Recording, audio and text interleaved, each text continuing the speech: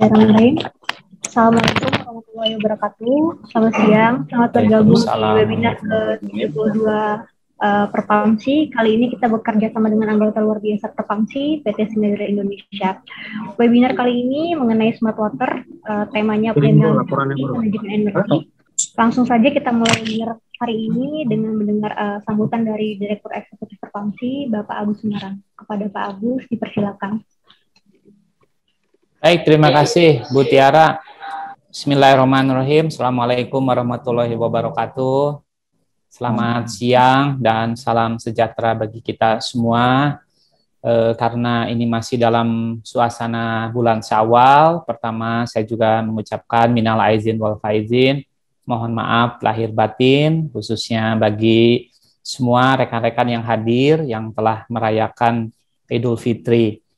Yang terhormat Pak Fadli dari Schneider, rekan-rekan Perpamsi, serta saya lihat ini selain dari PDAM juga ada beberapa komunitas organisasi di sosial media ya tergabung. Webinar kali ini kita akan mengangkat tema mengenai masalah energi ya, dan kebetulan dari Schneider Indonesia, ini salah satu anggota luar biasa kita juga akan menyampaikan mengenai isu masalah ini. Schneider ini cukup banyak dikenal di PDAM. Saya juga dulu tahun 99 sampai 2003 ya banyak sekali juga menggunakan panel-panel Schneider. Ini kebetulan hadir teman-teman dari PDAM Tirta Mayang Jambi, dan tentunya nanti teman-teman juga bisa belajar mengupgrade bagaimana ke depan teknologi ini. Dalam waktu dekat kita juga akan mengundang nanti salah satu barangkali atau ada beberapa nanti investor yang akan bergerak di bidang solar cell, dan itu akan menawarkan beberapa tentu alternatif skema bisnis yang dimana PDAM itu tidak harus mengeluarkan uang, tetapi dari saving cost pembayaran listrik ke PLN, maka tentu itu akan digunakan untuk menyicil investasi ataupun lease jangka panjang, sehingga PDAM tidak perlu repot-repot tentunya menghadapi kenaikan tarif listrik, walaupun itu belum bisa menyelesaikan semua bauran energi, artinya masih berapa persen, tentu artinya paling tidak 60% mungkin masih mengandalkan dari PLN, sisanya ada alternatif energi supaya kita tidak terlalu dominan ketergantungan ke PDAM. Dan di beberapa tempat juga barangkali kita akan uji coba pilot project ya di beberapa PDAM, khususnya yang pembayaran listriknya cukup signifikan begitu ya. Barangkali kalau model ini bagus, nanti tentunya akan ditawarkan lah mengundang ke banyak PDAM, tentu dengan pertimbangan harus memiliki tempat yang cukup, paling tidak di rooftopnya rumah pompa ataupun misalnya rooftopnya reservoir yang besar-besar ya. Kalau luas yang kecil-kecil saya kira kalau untuk cahaya penerangan cukup, tetapi kalau untuk pompa saya kira minimal luasnya barangkali sudah harus di atas 2000 meter persegi paling tidak nanti. Terima kasih sekali lagi kepada seluruh mitra kerja Perpamsi yang telah membantu terselenggara suksesnya acara ini, dan saya ucapkan selamat kepada semua peserta yang hadir dalam webinar ini. Terima kasih. Assalamualaikum warahmatullahi wabarakatuh. Waalaikumsalam warahmatullahi wabarakatuh. Terima kasih banyak Pak Agus. Selanjutnya untuk webinar hari ini kita akan dibantu moderator dari PT Schneider Indonesia, Mbak Anissa Rohmah. Mbak Anissa, saya persilakan untuk mengambil alih. Baik, terima kasih Mbak Putri. Selamat siang Bapak Ibu semua, selamat datang ke webinar Smart Water, Optimalisasi Manajemen Energi. Senang sekali saya hari ini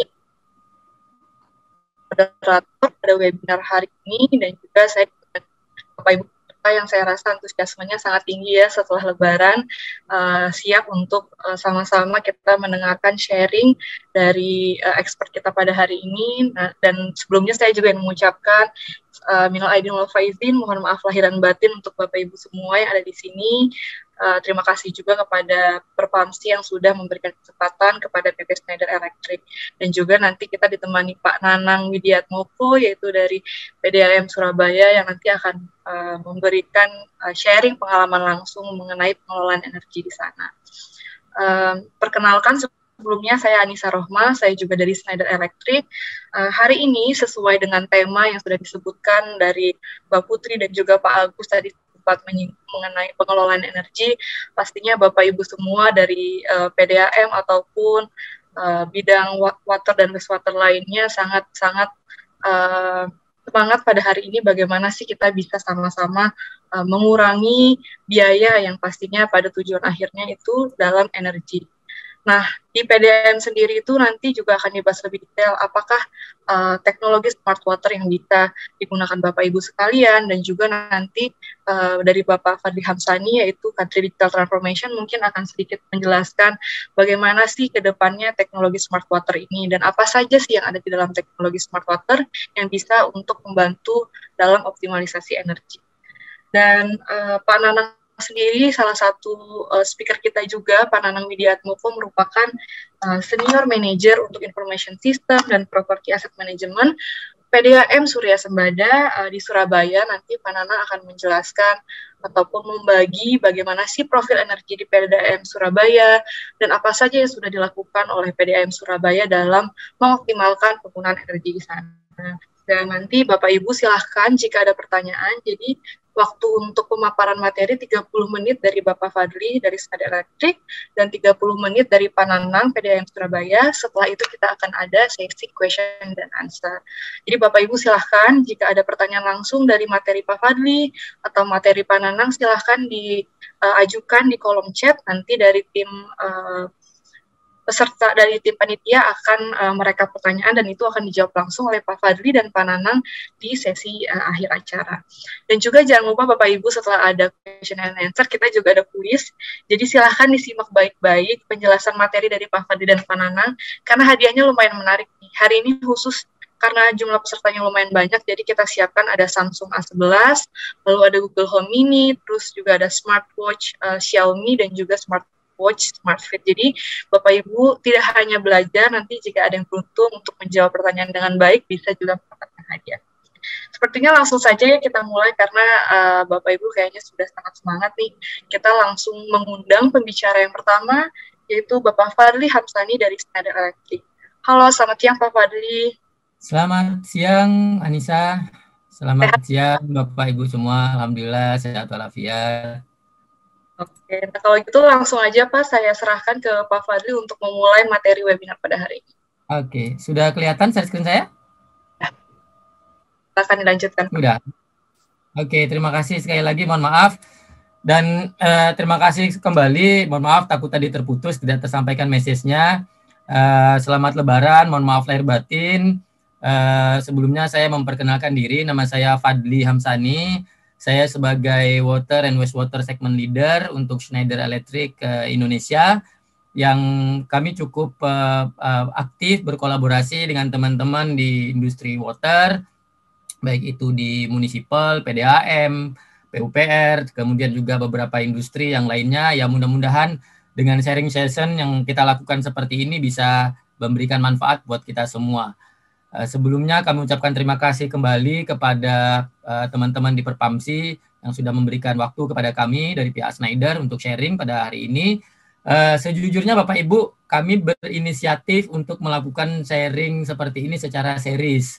Secara series dalam artian supaya tidak terputus informasinya, supaya juga program yang kami rangkum dalam sebuah program webinar yang kita sebut webinar Smart Water itu berjalan terus. Karena kalau kita membahas tentang topik Smart Water seperti itu ya, Smart Water ini ada banyak poinnya nanti. Kita ngomong masalah energi pastinya, kita ngomong masalah aset, kita ngomong masalah remote management, kemudian command central, control tower, dan lain-lainnya, pumping, banyak sekali sebenarnya topik-topik terkait tentang Smart Water Program gitu ya. Mudah-mudahan dengan pengalaman Schneider Electric yang memang menjadi menjadi sebuah perusahaan yang bergerak di bidang energy management dan industrial automation, ya semoga ada beberapa informasi yang bisa kita berkolaborasi bersama untuk meningkatkan sekali lagi efisiensi dan produktiviti di industri kita masing-masing.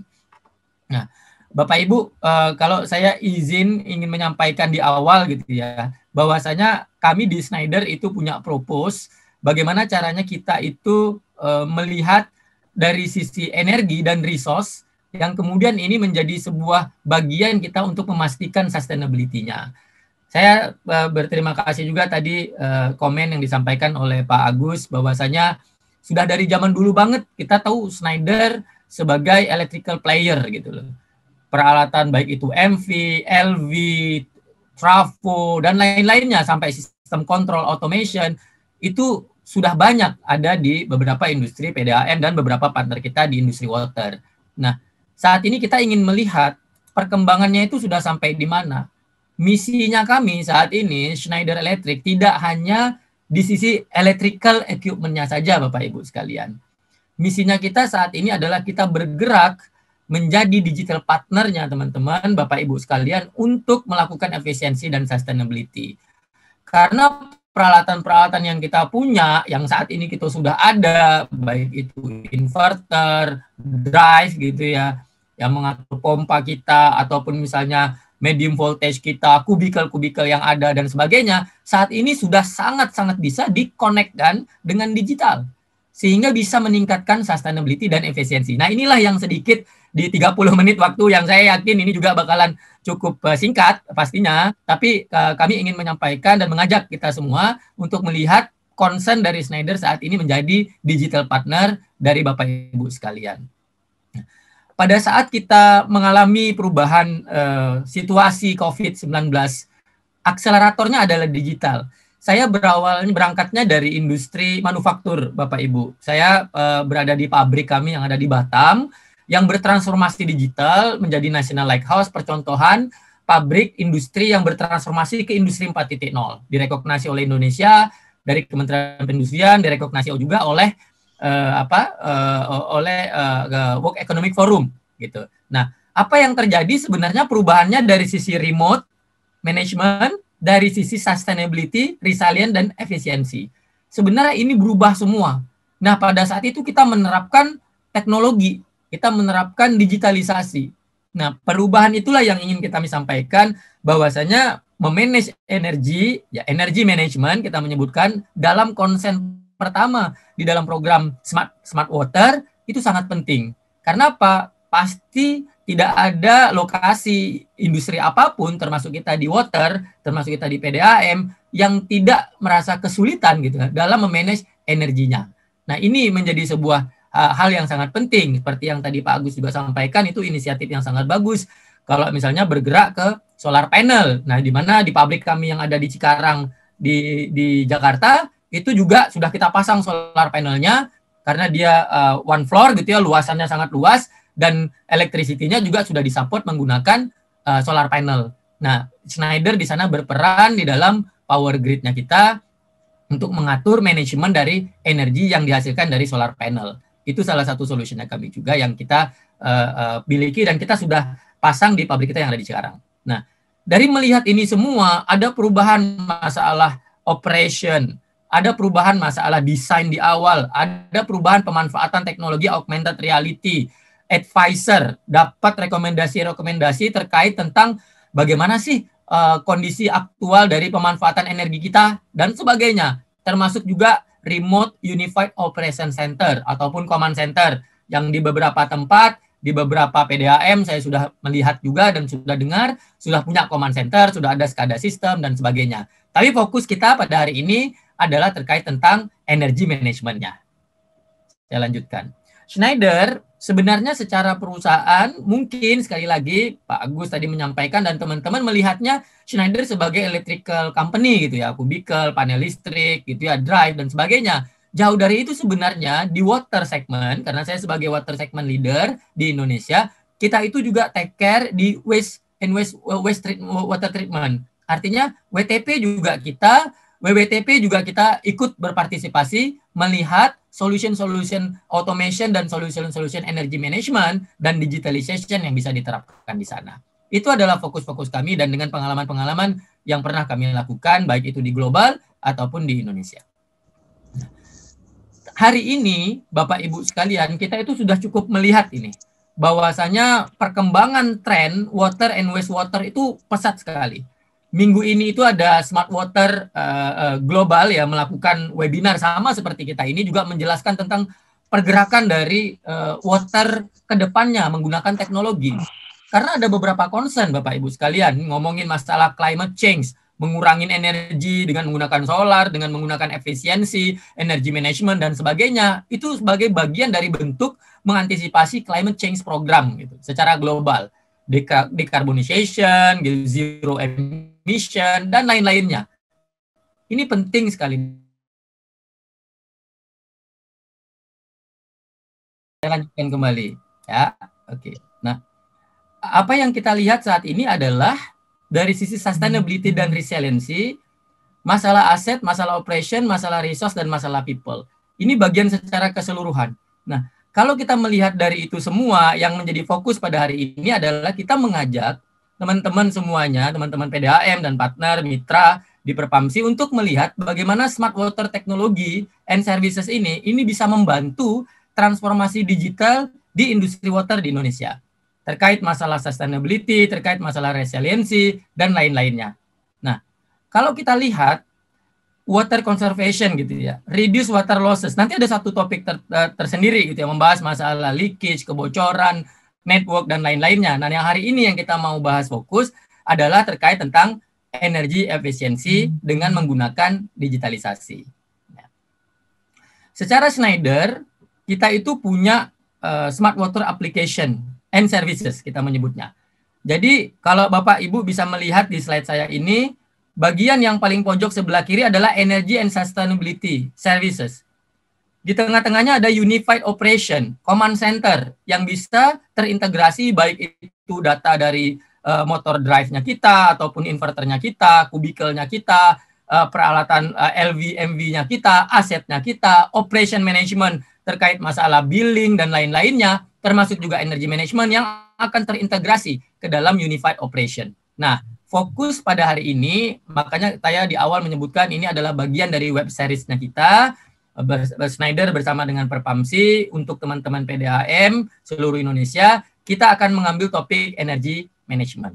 Nah, saat ini Schneider itu sudah memiliki beberapa project bersama dengan beberapa industri water terkait tentang solution di water. Contoh tadi saya sampaikan, kita ada yang namanya Plan Energy Performance, ini terkait energy management. Kemudian ada Smart Digital Plan, ada Water Network, ada Pump Performance Management, dan Process Control. Advanced Process Control ini misalnya mengatur chemical di dalam water process, water treatment process. Wah, apakah ada gangguan lagi? Bisa di backup pakai tethering handphone ya Mbak nanti. Saya udah juga. Bentar ya. Ya, nanti kalau Pak Fadilnya join kita info mungkin ya.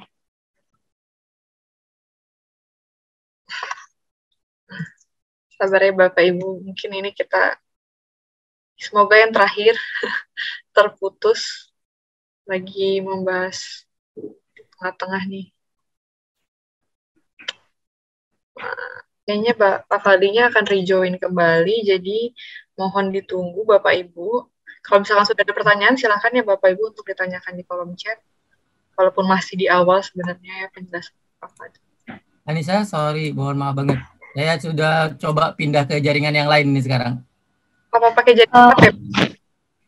Ya, pakai rumah sih. Cuman ini sudah lagi coba, sepertinya ada jaringan yang problem di rumah.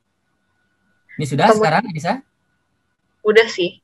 Oke. Mungkin coba tethering kali ya Pak, kalau memang masih sekali lagi. Ya, kalau memang nanti putus lagi, saya coba tethering aja. Pindah ke jaringan tethering saja. Oke. Silakan. Terima kasih. Mohon maaf sekali Bapak Ibu atas ketidaknyamanannya. Nah, tadi saya sampaikan, semoga masih sampai di sini tadi terputusnya, bagaimana kita sebenarnya melihat energy management ini bagian dari programnya kita untuk membantu smart water. Seperti itu. Oke, saya lanjutkan. Nah, apa yang kami sebutkan di dalam energy management adalah gabungan antara automation and control dan energy management itu sendiri. Jadi energi dan automation kita gabungkan dalam sebuah sistem yang nantinya akan menghasilkan plan energy management atau yang kita sebut plan energy performance. Nah, pada saat kita ngomong misalnya energi nih, yang pertama voice of customer. Paling sering masalahnya itu adalah I have lack energy usage view. Nggak tahu kita yang mana sih sebenarnya penggunaan energi yang terbesar itu dari mana. Yang kedua, kita nggak mudah untuk tahu konteksnya ini seperti apa nih antara production dengan operational efisiensinya kita. Berapa sih yang kita keluarkan, berapa sih volume yang dihasilkan. Kemudian juga kalau kita butuh reporting, ataupun misalnya kita butuh data, tapi kita nggak tahu datanya data yang mana nih yang kita harus pakai. Nah, pumping account, kemudian masalah energi, ngomongin dari sisi pompanya kita, ngomongin dari operational cost dan sebagainya, ini yang kita harus lihat. Beberapa pain point yang terjadi kalau kita ngomong masalah energi ya, pain point yang terjadi itu yang pertama itu adalah gara-gara lack of data. Datanya nggak ada, kurang datanya. Inilah masalah. Ini permasalahan yang sering kita hadapi nih kalau kita ngomong masalah energi. Nah, bagaimana kita bisa menggunakan meter, misalnya masang power meter dan sebagainya di equipment-nya kita, di peralatannya kita untuk bisa menghasilkan data yang nanti datanya terintegrasi. Tidak hanya sampai terintegrasi, tidak hanya connected. Bagaimana kita memakai datanya dan menggunakan datanya. Inilah yang kita sebut pemanfaatan di level berikutnya. Yang kedua adalah masih banyak yang menulis data secara manual. Saya visit di beberapa end user gitu ya. Masih banyak sekali data-data yang ditulis secara manual. Nah, menulis data manual, record data manual ini juga bagian dari pain point, bagian dari permasalahan yang sering terjadi. Sehingga mungkin datanya tidak akurat, mungkin datanya tidak cepat. Nah, sehingga pengambilan keputusan dan lain-lainnya ini menjadi masalah. Masalah akurasi, masalah konsistensi. Padahal data-data tersebut bisa saja dikirim dari instrumen ataupun dari power meter. Kemudian, masalah yang berikutnya, kalau kita ngomong masalah energi, adalah lack of visibility. Tidak real time. Mungkin datanya ada, tapi setelah dimasukkan ke Excel file, diketik, ditulis, baru ada datanya. Sehingga tadi pengambilan keputusan kita itu terlambat. Kemudian kita tidak bisa nanti mengantisipasi problem-problem, entah itu breakdown, permasalahan yang terjadi di jaringan, dan sebagainya. Nah, itulah kebutuhan dari real-time energy information. Tidak kalah penting juga Bapak Ibu masalah billing. Kita kesulitan untuk mengkorelasikan antara electricity use dengan bill. Kita pakai berapa ya? Yang di mana ya? Yang terbesar yang mana ya? Yang mana yang kita harus kurangi ya? Dari pompa yang mana dan sebagainya. Kita kurang informasi tersebut sehingga kita sulit untuk mengkorelasikan antara electricity yang kita pakai dengan billing. Kemudian masalah energy consumption dihubungkan dengan production volume. Ini yang paling sering. Sudah sampai berapa banyak debit air yang kita produce misalnya seperti itu. Kenapa energy consumption kita gede banget? Nah, melihat dari point inilah, masalah-masalah inilah, itulah masalah-masalah yang kita hadapi pada saat kita ngomong masalah terkait tentang energy management. Sedangkan targetnya kita, itu kita ingin bergerak. Mulai dari setiap stakeholder itu memiliki poinnya masing-masing. Katakanlah application engineer, ya mereka pengen tahu gimana cara mendesainnya. Operator, I need to have an efficient view. Energi usage-nya itu di mana nih? Gimana caranya nih? Plan manager pengen nanya juga nih, yang mana yang paling banyak menggunakan nih? Gimana caranya mengimprove efisiensinya? Energy manager pastinya itu menjadi KPI-nya. Sampai ke finance, dia akan bertanya, I need to reduce energy cost. Gimana caranya kita kita kurangin penggunaan energi consumption kita, tapi kita bisa meningkatkan margin. Ini adalah view ya dari customer yang pengen sekali mendapatkan energi cost management dan sustainability. Nah, perjalanan energy management itu di customer journey itu kalau level pertamanya ya masih bisa tahu, bisa lihat misalnya pasang sensor, ngelihat data ditampilkan. Ini artinya dia sudah melakukan awareness. Mereka bisa tracking berapa tegangannya, berapa wattnya, berapa dayanya, berapa arusnya, dan sebagainya di setiap titik. Itu bisa dilakukan bagian dari awareness. Naik ke level berikutnya, proses efisiensi dan sistem reliability. Mereka sudah mulai bisa melihat proses energy use-nya ada di mana, bisa mengantisipasi, menciptakan unplanned downtime. Bisa direncanakan nih, oh sekarang kalau pemanfaat ini apa yang akan dilakukan, karena sudah adanya data. Data yang terintegrasi dari sistem, dari hardware, dari perangkat keras yang dimasukkan ke sistem software. Sampai ke level sustainability, bagaimana memaintain efisiensinya, mengoptimalkan continuous improvement, operation kita, facility, dan sebagainya untuk melakukan continuous improvement dan operational efficiency. Nah, pada hari ini targetnya kita itu adalah menyampaikan, menceritakan ke Bapak Ibu untuk bisa naik ke level efisiensi, maintenance efficiency, continuous improvement, dan operational excellence. Karena kami yakin hampir sebagian besar teman-teman yang sudah mulai bergerak itu sudah melakukan energy tracking. Ini sudah mulai melakukan. Bahkan mungkin ada beberapa yang sudah melakukan di sistem energy efficiency dan sistem reliability ini untuk melihat proses energinya seperti apa dan sebagainya. Inilah bagian dari energy performance solution yang harapannya bisa membantu Bapak Ibu di PDAM. Nah, saya lanjutkan contohnya yang kami lakukan. Ini ada di sebuah negara ya. Kita nggak berani untuk menceritakan beberapa end user yang ada. Nah, ini yang sudah diizinkan oleh Markom untuk diceritakan kepada customer gitu ya. Altivar ini adalah drive yang ada di bawah power meter yang akan mengambil data. Jadi data-data dari pompa, data-data dari power meter dinaikkan ke atas ke sistem yang kita sebut edge control, di mana di edge control ada power monitoring expert. Nah, di power monitoring expert lah kita akan melakukan analisis data.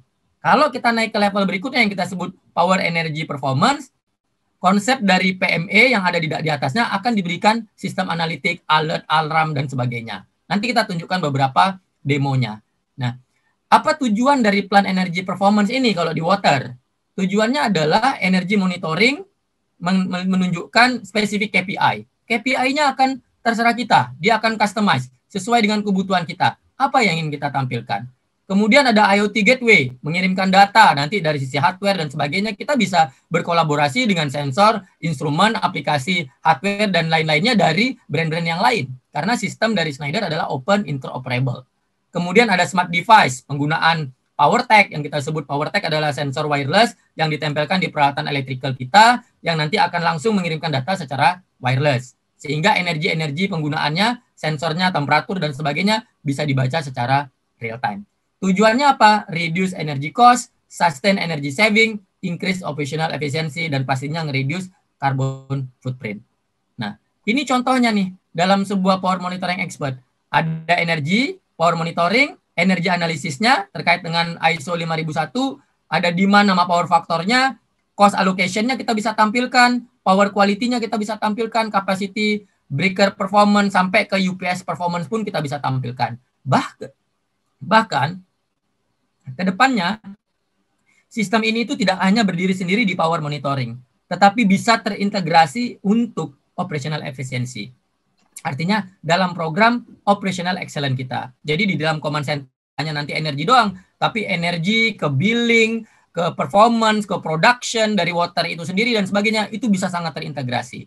Nah, inilah yang kita sebut sistem yang siap untuk terintegrasi dengan memanfaatkan power monitoring expert. Bagian dari power efficiency performance dalam programnya Schneider Electric. Ini contoh arsitektur sederhananya. Apa saja yang bisa ditampilkan di PME ataupun di power monitoring expert ini? Utility bill verification, power factor, tadi saya sudah sampaikan, power quality monitoringnya, capacity, load, dan network controlnya, cost, ini kita bisa tampilkan. Termasuk juga energy usage analysis ada di sana. Jadi kita bisa tampilkan. Pak, bagaimana kalau ada beberapa data yang ingin dikoneksikan ke power monitoring expert ini, di software ini, itu berasal dari sistem yang lain, dari OPC, dari SCADA, ataupun dari Excel file, dari CSV file, bisa atau tidak? Jawabannya adalah bisa. Baik itu dari meter, dari PLC, dari I/O, ataupun ada manual data entry yang datanya itu nanti diintegrasikan dengan power monitoring expert. Nah, ini contoh tampilan-tampilannya Bapak Ibu sekalian. Sederhananya tampilan untuk bisa menunjukkan kepada energy plan manager spesifik energy consumption-nya seperti apa, quantity of water-nya seperti apa, total energy consumption-nya seperti apa, energy consumption by area seperti apa. Ini semua juga bisa dilihat. Kalau kita ada yang menggunakan energi yang lain, misalnya electricity dan gas, atau nanti misalnya ada solar cell, terus ada yang pakai energi dari PLN, katakan seperti itu, kita bisa bandingkan berapa pemanfaatan dari solar cell, berapa pemanfaatan dari PLN. Kita bisa bandingkan yang mana yang kita pakai, dan datanya semuanya bisa di-generate ke reporting. Kemudian kita bisa tunjukkan juga nih total electrical consumption termasuk juga quantity dari waternya. Perbandingan antara berapa penggunaan energi, berapa quantity dari water yang dihasilkan. Nah, dalam plan energy performance, dalam software Power Monitoring Expert ini, itu sudah tersedia karena kita memiliki sebuah application software yang memang didedikatkan untuk membantu aplikasi di water ataupun dalam program Smart Water Program. Ini bagian-bagian yang tadi saya sampaikan. Adanya report manual, kita bisa generate automatically, baik itu ke PDF, ke Excel, ke image, dan lain-lainnya. Atau kita bisa bikin langsung kirim ke stakeholder kita by email, dan lain-lainnya. Ini yang kita lakukan. Nah, untuk melihat ini semua, sebelum saya ke videonya, ini juga disampaikan di sini bagaimana kita bisa memasukkan data entry. Artinya, kalau memang tidak semuanya digital, Pak, masih ada nih orang di lapangan yang ingin memasukkan data, katakanlah seperti itu. Maka di aplikasi tersebut juga tersedia manual data entry interface yang bisa nanti berinteraksi dengan data akhir yang akan ditampilkan di command center, katakanlah seperti itu. Nah, atau misalnya di-upload, mengimport data CSV ataupun data yang di-key in sebelumnya di Excel file. Nah, ini yang kita coba sampaikan di plan energy performance melalui Power Monitoring Expert. Kita akan tunjukkan bagaimana sih demo sederhana beberapa menit menunjukkan bagaimana sih pemanfaatannya.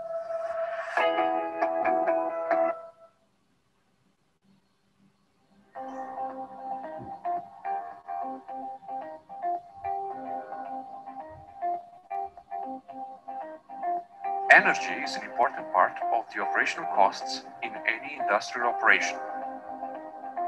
In order to help our customers to be more energy efficient, Schneider Electric has developed solutions focusing on energy management. Our solution addresses several challenges. In-depth energy usage view, provide insights for energy savings, generate reports for compliance. So, let's watch a plant energy performance solution demo.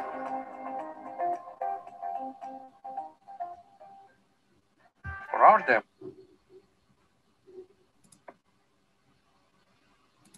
we selected a water plant. In water plants, aeration accounts for a big part of the energy consumption. The operator is using a Aveva SCADA to operate the water plant. A second monitor is used for power monitoring. Our demo case has devices able to simulate part of the water process.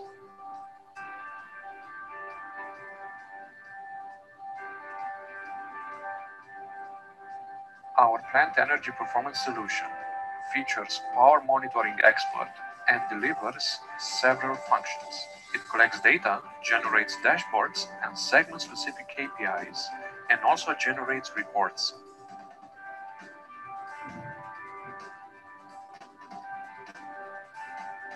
This demo addresses several use cases. The first one is energy cost savings. The operator can compare monthly energy usage against past year, daily consumption against last month.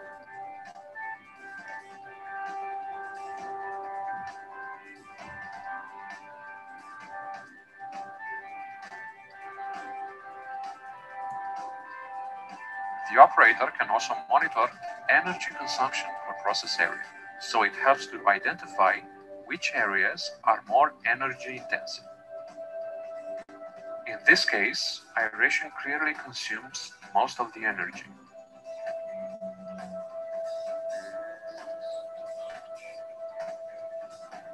You can monitor energy usage selecting a specific time period in a drop-down menu.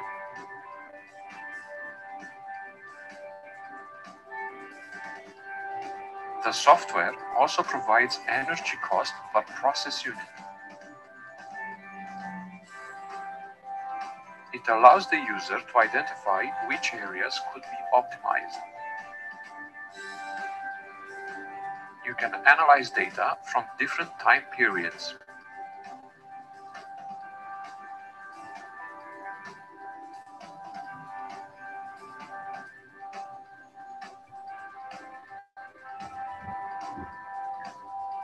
The user can also configure the system to generate alarms.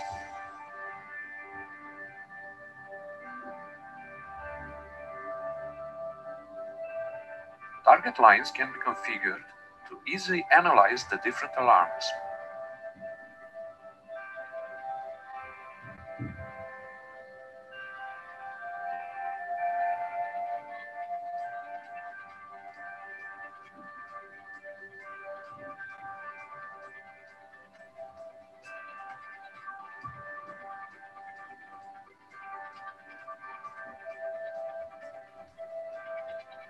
Several dashboards are available to visualize energy data and energy cost per process and per equipment.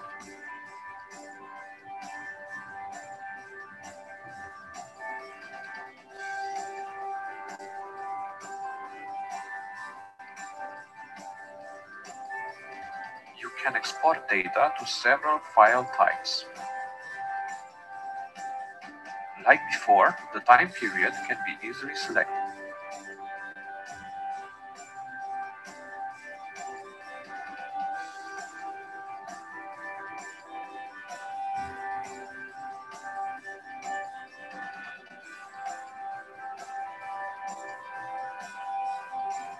So now we will focus on the second use case, sustained energy savings over time. In this scenario, the user wants to operate with most efficient compressor. The compressors are consuming approximately the same amount of energy. If we take a look at the process data, compressor 1 produces more volume of air with the same amount of energy, so it is the most efficient device.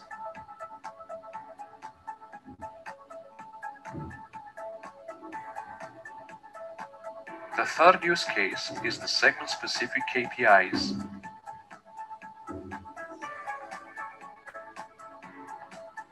The user can create customized reports by simply selecting the sources and the time period.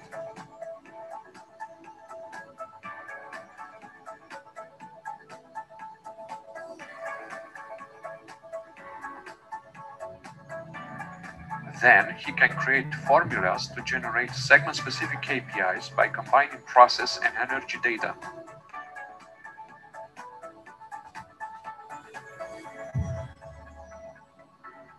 In our example, the compressor 1 report is generated.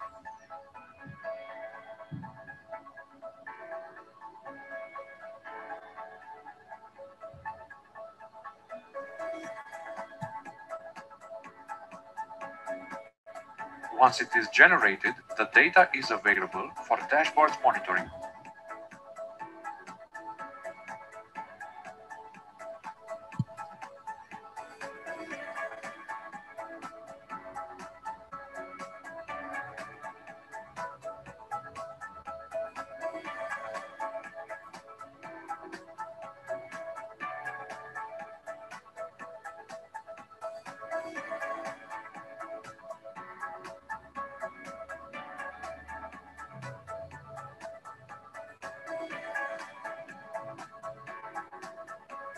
This closes the Plant Energy Performance Solution demo.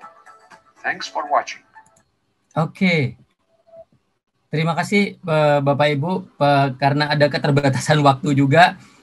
Saya tadi ingin menunjukkan bagaimana dari aplikasi kita di Power Monitoring Expert yang bisa membantu efisiensi pada saat kita melakukan energy management. Tapi sebenarnya tidak hanya dari sisi electrical equipment dan sebagainya ya, kita bisa juga ngelihat di pumping gitu, ada pumping advisor, kemudian kita bisa ngelihat aset gitu, aset advisor yang mungkin nanti ini akan kita bahas di pertemuan-pertemuan yang lainnya, dan kami juga menggunakan augmented operator advisor gitu, pakai augmented reality dan sebagainya, pemanfaatan teknologi digital dan industri 4.0. Tapi saya yakin apa yang ingin kami sampaikan di sini adalah bagaimana kita memanfaatkan gitu loh teknologi saat ini dengan katakanlah existing equipment yang kita punya, peralatan yang kita punya saat ini. Bapak sudah punya panel listriknya sudah ada, Bapak sudah punya power meter, katakanlah seperti itu. Nah, ini tinggal ditarik datanya, kita manfaatkan dan kita utilize dengan baik. Kita manage datanya. Kalau yang sudah punya command center, kita linkkan dengan command centernya. Jadi tidak hanya membaca critical parameternya doang, tapi kita bisa menganalisa datanya. Karena yang penting adalah itu. Ini beberapa tempat di Malaysia dan di Thailand yang kita sudah implementasikan secara command center secara keseluruhan. Artinya tidak hanya energinya doang, tapi energinya, asetnya, pumpingnya, networknya gitu. Yang sebenarnya secara jujur, konsep dari smart water ini di Indonesia ini sangat baru. Bagi kami di Schneider untuk merealisasikan secara keseluruhan itu sangat baru. Makanya kami sangat berharap nanti kita bisa berdiskusi dengan teman-teman di PDAM yang tertarik untuk menjadi pilot ataupun mau untuk mencoba power monitoring expert kita. Kita juga ada beberapa opsi untuk trial license, ya mencoba beberapa titik dulu, misalnya untuk membaca datanya, kita tampilkan dan Bapak lihat, Bapak pakai dalam waktu tertentu untuk melihat manfaatnya seperti apa. Nah, nanti kita akan bisa berkomunikasi lebih lanjut, karena tujuan kita adalah bagaimana kita nge-reduce spend, gitu, cost kita di energi, bagaimana kita menjaga, mensimplify dan menstandarisasikan energi manajemennya kita, ngulangin carbon footprint, increase operational efficiency pastinya, nge-reduce production downtime, dan mengimprove equipment performance kita. Mudah-mudahan yang singkat ini, mohon maaf Bapak Ibu tadi sedikit terputus-putus, bisa bermanfaat buat kita. Kami sangat berharap ada PDAM yang lain-lainnya setelah beberapa yang kita sudah berkomunikasi yang ingin mencoba, silahkan nanti bisa berkomunikasi dengan kami melalui teman-teman di Perpamsi. Kita bisa coba, kita bisa assess. Ini kebetulan ada teman kita yang dari Surabaya, ada Mas Faisal ikut juga. Harusnya ada Bu Jenny yang untuk wilayah Sumatera, bisa bantu di daerah sekitar, tinggal inform ke kita, nanti tim kita akan assess bagaimana kita bisa membantu untuk mencoba, paling tidak bisa tahu terlebih dahulu dan kita bisa kenalkan lebih detail bagaimana kita bisa meningkatkan efisiensi energi di tempat kita. Saya rasa itu, mohon maaf atas segala kekurangannya, nanti mungkin kita bisa diskusi di tanya jawab. Saya akhiri, sekali lagi secara pesan saya terakhir, bertransformasi digital, memanfaatkan smart water program dan sebagainya, bukan karena fancy teknologi, bukan karena kita pengen sekarang orang teknologinya ini, kita pakai itu, bukan hanya itu, tapi memang gara-gara kita ingin efisien, ngurangin downtime, lebih produktif dan lain-lainnya. Saya rasa itu yang bisa saya sampaikan. Saya akhiri. Assalamualaikum warahmatullahi wabarakatuh. Terima kasih. Saya kembalikan ke Anissa. Waalaikumsalam warahmatullahi wabarakatuh. Terima kasih banyak Pak Fadli atas pemaparan materinya. Jadi sangat menarik Bapak Ibu sekalian bahwa dengan kondisi ataupun permasalahan yang Bapak Ibu saat ini hadapi, baik itu bagaimana, apakah Bapak Ibu sudah bisa memonitor, apakah Bapak Ibu sudah tahu kira-kira peralatan mana sih di PDAM Bapak Ibu sekalian yang sebenarnya itu memang membutuhkan energi yang paling besar, ataupun Bapak Ibu ingin membandingkan dari penggunaan energi Bapak Ibu selama ini 1 bulan itu apakah sebenarnya sudah semaksimal mungkin dengan hasil ataupun produksi air yang ada di tempat Bapak Ibu sekalian, ataupun nanti dari Bapak Ibu juga ingin melakukan continuous improvement. Sebenarnya bahwa tadi Pak Fadli sudah banyak banget menjelaskan, contohnya ada salah satunya itu power monitoring expert, bisa dimulai dari memonitor energi-energi di level yang paling bawah. Nah, tadi ada pertanyaan menarik, sebenarnya ada banyak sekali pertanyaan Pak Fadli, nanti kita akan bahas lebih lanjut di sesi question dan answer setelah materi kedua. Tadi seperti dijawab juga sama Pak Nanang ya, salah satu pertanyaan mungkin menurut saya ini sangat penting dan sangat umum, pertanyaan dari Bapak Ibu semua yang hadir pada hari ini, apakah ketika kita ingin bergerak ke smart water itu untuk peralatan itu harus otomatis semua. Nah, tadi sudah sempat dijawab dengan Pak Nanang ya secara bertahap. Langsung saja kalau begitu saya lanjut untuk pemateri kedua, yaitu Bapak Nanang Widiatmoko. Pak Nanang ini merupakan Senior Manager Information System dan juga Property Asset Management dari PDAM Surya Sembada di Surabaya. Nah, Pak Nanang akan membahas lebih detail lagi nih sesama Bapak Ibu ya di PDAM, sharing benar-benar implementasi yang ada di PDAM Surabaya, bagaimana sih profil energi yang ada di PDAM Surabaya, dan upaya-upaya apa saja sih yang sudah dilakukan oleh Pak Nanang dan tim di sana untuk mengoptimalisasi penggunaan energi dan juga mengatasi contohnya luberan ataupun tekanan berlebih. Tapi saya sangat senang sekali hari ini Bapak Ibu dengan hadirnya tadi saya lihat ada dari Sumatera Selatan, bahkan sampai Nusa Tenggara Timur, artinya sudah ada awareness ataupun kesadaran dari Bapak Ibu untuk bergerak ke arah smart water di Indonesia. Nah, silakan Pak Nanang, untuk materi selanjutnya saya persilahkan. Ya, Ibu Anissa, terima kasih atas waktu yang diberikan. Perkenalkan dulu Bapak Ibu, saya Nanang Widiatmoko dari PDAM Surya Sembada Kota Surabaya. Siap. Mungkin supaya tidak berlama-lama karena waktunya cuma 30 menit. Terima kasih, saya mulai. Jadi saya ingin sharing tentang pengelolaan konsumsi energi di PDAM Surya Sembada Kota Surabaya. Daftar isinya kira-kira nanti ada 5 poin ini mengenai tujuan, aturan pemerintah, profil energi, upaya yang kami lakukan, serta langkah kami selanjutnya seperti apa. Jadi dari tujuannya, mungkin tujuan di semuanya adalah sama, mengurangi energi yang terbuang supaya kita bisa menekan biaya yang kita keluarkan. Mengenai aturan pemerintahnya, ada cukup banyak aturan, yang mana yang paling itu adalah Instruksi Presiden RI nomor 13 tahun 2011 tentang penghematan energi dan air. Jadi selanjutnya berkaitan dengan profil energi di PDAM Surya Sembada Kota Surabaya, ini gambarannya kira-kira seperti ini Bapak Ibu. Jadi mungkin insya Allah ini nanti akan sama seperti di PDAM yang lainnya. Jadi tren pemakaian tren biaya listrik kita kira-kira seperti ini. Jadi tiap tahun itu pasti ada ada tren kenaikan. Karena bagaimanapun layanan PDAM ini akan tiap tahun bertambah dengan adanya penambahan jumlah pelanggan, maka mau nggak mau harus dipersiapkan pembiayaan energi yang cukup gitu. Dari PDAM Surabaya sendiri ini biaya listriknya kenaikannya kira-kira seperti ini mulai 2016 sampai 2020. Saat ini yang harus kami siapkan untuk membayar energi biayanya adalah sampai 150 miliar per tahun. Begitu, cukup besar 150 miliar itu. Jadi kalau 150 miliar itu kalau misalkan kita bandingkan dengan pembiayaan yang lain, di mana PDAM ini adalah mengolah air, perusahaan air, di mana komponen utamanya adalah air baku. Di sini air baku hanya 9%. Jadi listrik ini jauh lebih besar dibandingkan air baku yang dipakai oleh PDAM. Air baku maupun bahan kimia hanya 7%, di total hanya 16%. Sedangkan listrik itu sampai 26%.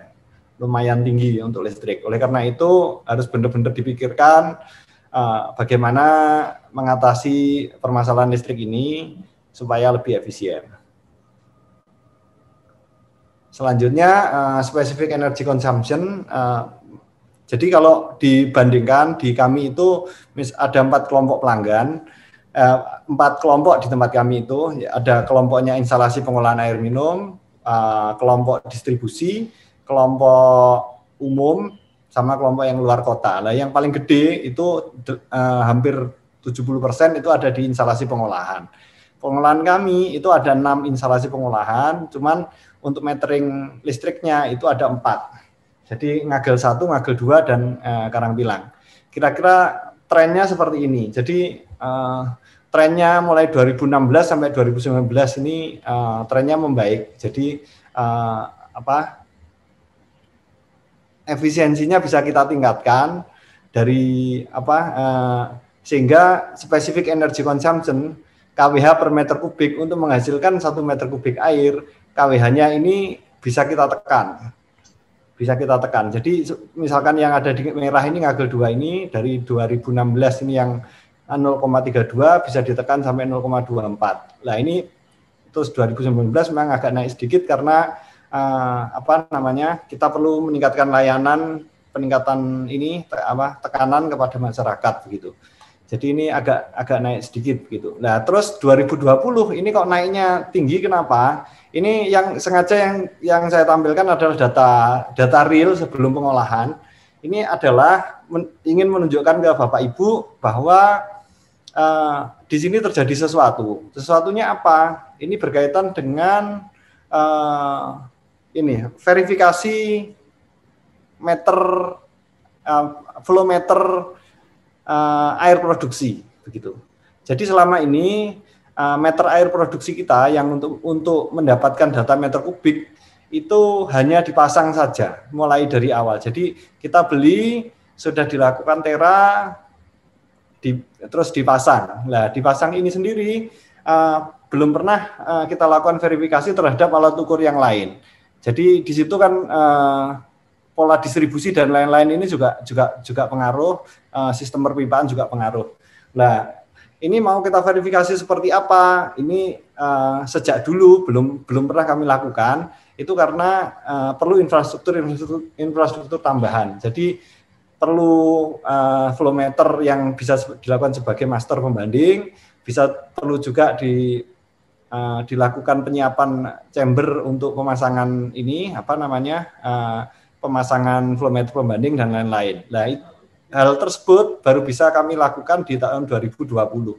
Ketika kami verifikasi, ternyata memang ada penunjukan flow meter existing, meter air existing itu ternyata ada penyimpangan, ada error di sana, sehingga error itu yang dibenarkan. Jadi di sini KWH per meter kubik ini yang seolah-olah kalau kita mengefisienkan KWH-nya ini perlu effort yang cukup besar, ternyata hanya gara-gara penyesuaian penyesuaian flow meter saja itu akan langsung naik. Tapi tidak masalah. Ini kalau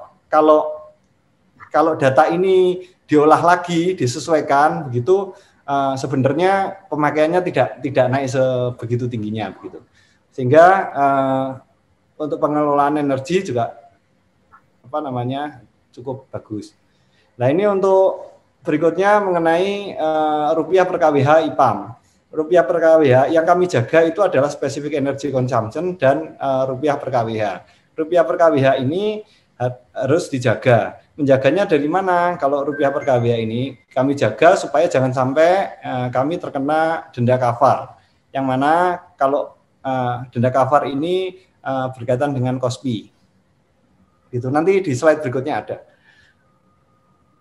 Terus rupiah per meter kubik ini adalah ketika specific energy consumption tadi diatur dan rupiah per KWH juga bisa diatur dengan baik, maka hasilnya rupiah per meter kubik ini akan menghasilkan hasil yang baik.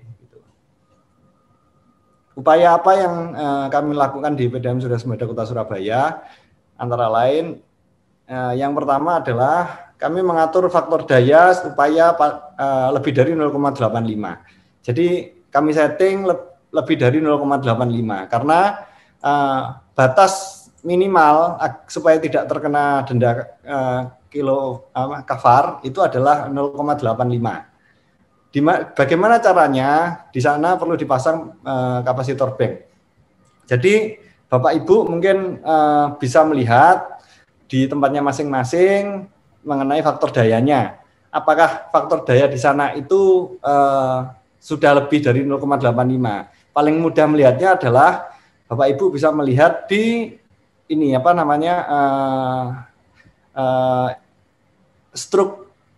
struknya listrik begitu. Di sana ada denda daya reaktif begitu. Kalau di sana kena berarti Bapak Ibu punya permasalahan dengan faktor dayanya. Itu bisa dipasang kapasitor bank, insya Allah masalah faktor daya bisa terselesaikan. Berikutnya yang kami lakukan adalah optimalisasi waktu beban puncak.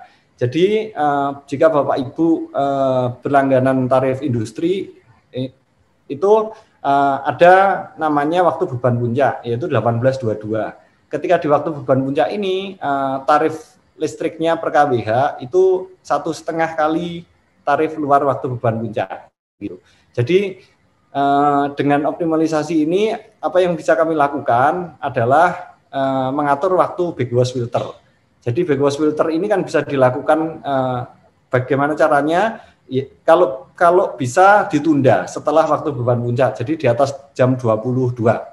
Tapi kalau misalkan tidak memungkinkan untuk ditunda, nanti akan terlambat, bisa diantisipasi dengan mengajukan sebelum pukul 6.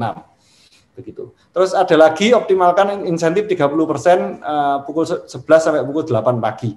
Nah, untuk industri mulai tahun 2019 itu ada dari PLN itu kami mengajukan adanya insentif 30%. Nah, itu bagaimana caranya adalah 30% ini terhadap peningkatan pemakaian pada pukul 11 sampai pukul 8.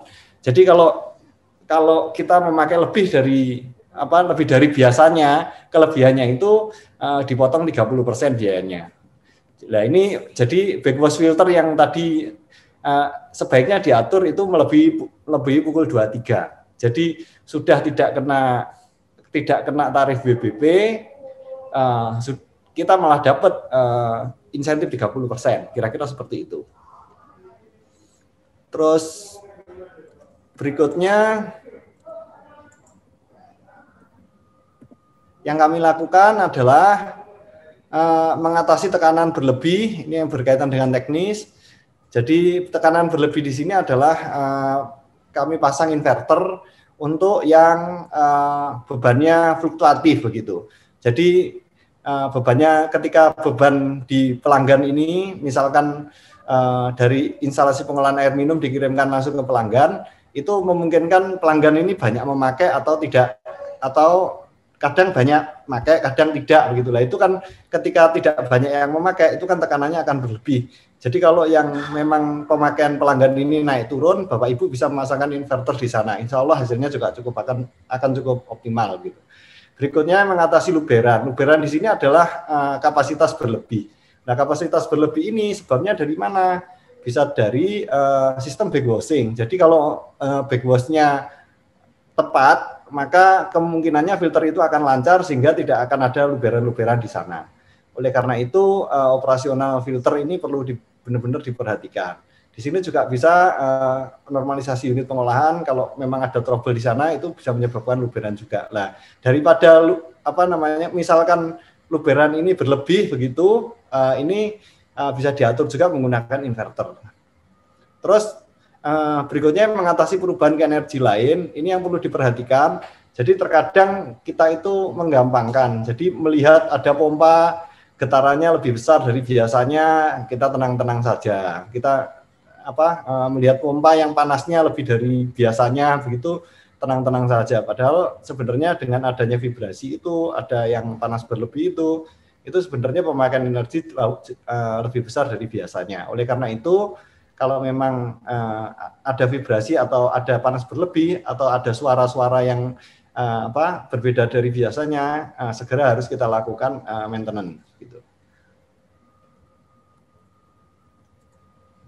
Selanjutnya yang sudah kami lakukan di sini adalah optimalisasi operasional. Ini merangkum yang sebelumnya tadi.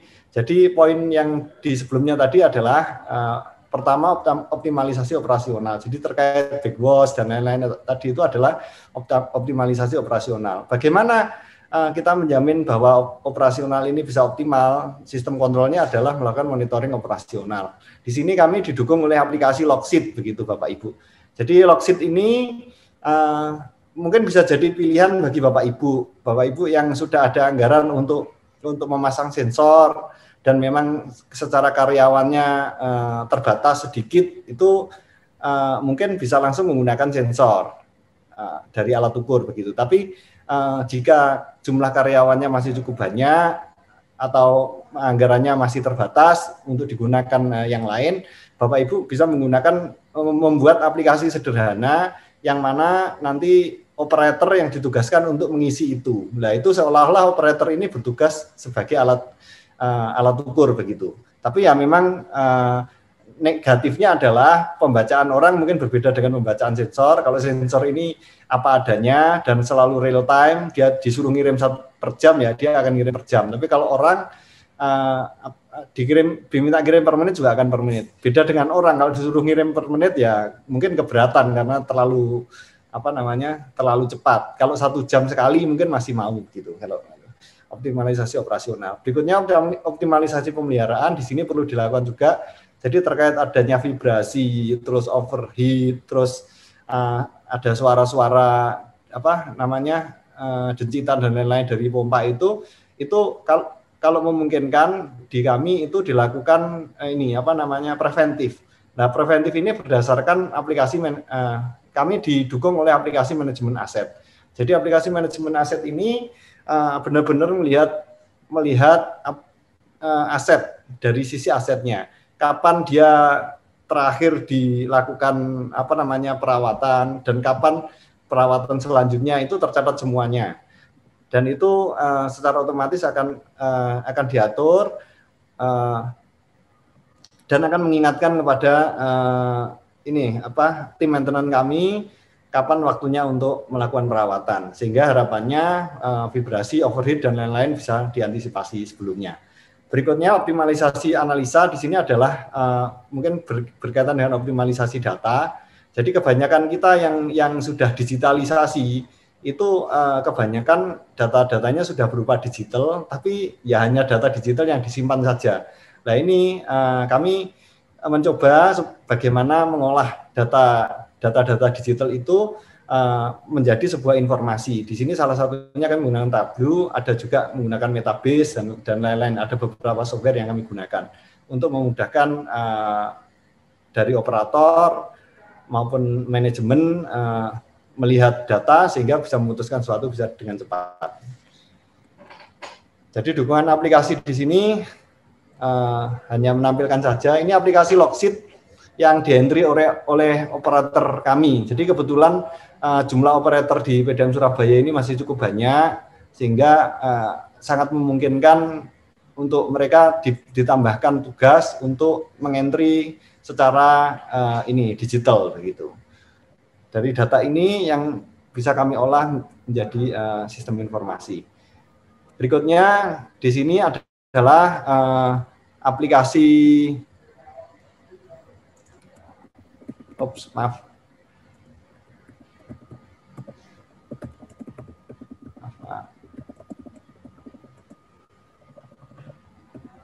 Ya, di sini aplikasi aset manajemen kami, yang mana di sini ada evaluasi pemeliharaan. Jadi di sini menunjukkan kapan waktunya si aset itu dipelihara dan dipelihara oleh siapa gitu. Di sini aplikasi ya semacam IoT begitu. Di sini kalau yang tadi ada yang di-entry oleh operator, yang ini sudah di-entry oleh sensor. Jadi datanya diambil langsung dari sensor gitu. Berikutnya yang ini adalah aplikasi pengolah data yang saya sampaikan tadi gitu. Jadi aplikasi pengolah data ini di sini kita bisa membandingkan MTD ini month to date. Month to date ini adalah perbandingan tiap bulan. Jadi jika ternyata yang ini 2020 ini 2020 ini kalau ternyata ini tinggi, berarti kita harus melakukan apa supaya di bulan berikutnya bisa segera diantisipasi tidak terjadi lagi. Ini month to date, ada year to date. Year to date ini mulai Januari sampai dengan saat ini. R03 ini ada 3 bulan terakhir, perbandingan 6 bulan terakhir, 9 bulan terakhir, 12 bulan terakhir. Di sini bisa membantu kita dalam mengambil keputusan.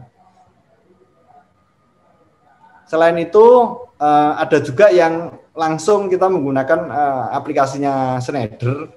Jadi ada yang memang kami olah sendiri, ada di aplikasi kami, ada yang menggunakan langsung dari Schneider. Yang menggunakan langsung Schneider ini adalah yang ada di kantor pusat kami, yang di kantor Mustopo. Jadi yang langkah kami selanjutnya, dengan 150 miliar setahun dan kira-kira nanti akan lebih, kami memerlukan ini. Jadi langkah kami selanjutnya real time online monitoring. Jadi yang tadi masih ada faktor manusia, itu harus mulai kami pikirkan untuk merubah ke sistem. Karena tiap tahun itu selalu ada karyawan yang pensiun. Jadi dengan harapan dengan adanya yang pensiun itu bisa digantikan oleh sistem gitu, real time online monitoring. Terus berikutnya yang kerjasama penghematan energi ini juga kami perlukan. Jadi upaya penghematan energi dasar itu insya Allah sudah kami lakukan semua, baik yang tentang penanganan losses, terus maintenance secara preventif, terus faktor daya itu tadi, KOSPI, terus controlling operasional dan lain-lain itu sudah kami lakukan. Nah ini kami mencoba memberikan tawaran kepada siapapun, mungkin terhadap Schneider juga, kalau memungkinkan kita lakukan kerjasama penghematan energi dengan sistem performance based. Jadi misalkan bisa dilihat adanya peluang efisiensi energi di PDAM Surabaya, misalkan bisa saving 10% gitu saja, maka ada peluang yang peluang saving yang bisa dibagi. Kalau 10% bisa saving 10%, saving 1 tahunnya itu bisa sampai 15 miliar. 15 miliar misalkan porsinya bisa 1/3 untuk PDAM, 2/3 sebagai kontribusi upaya penghematan energinya, lumayan itu sudah dapat 10 miliar per tahun, kira-kira begitu.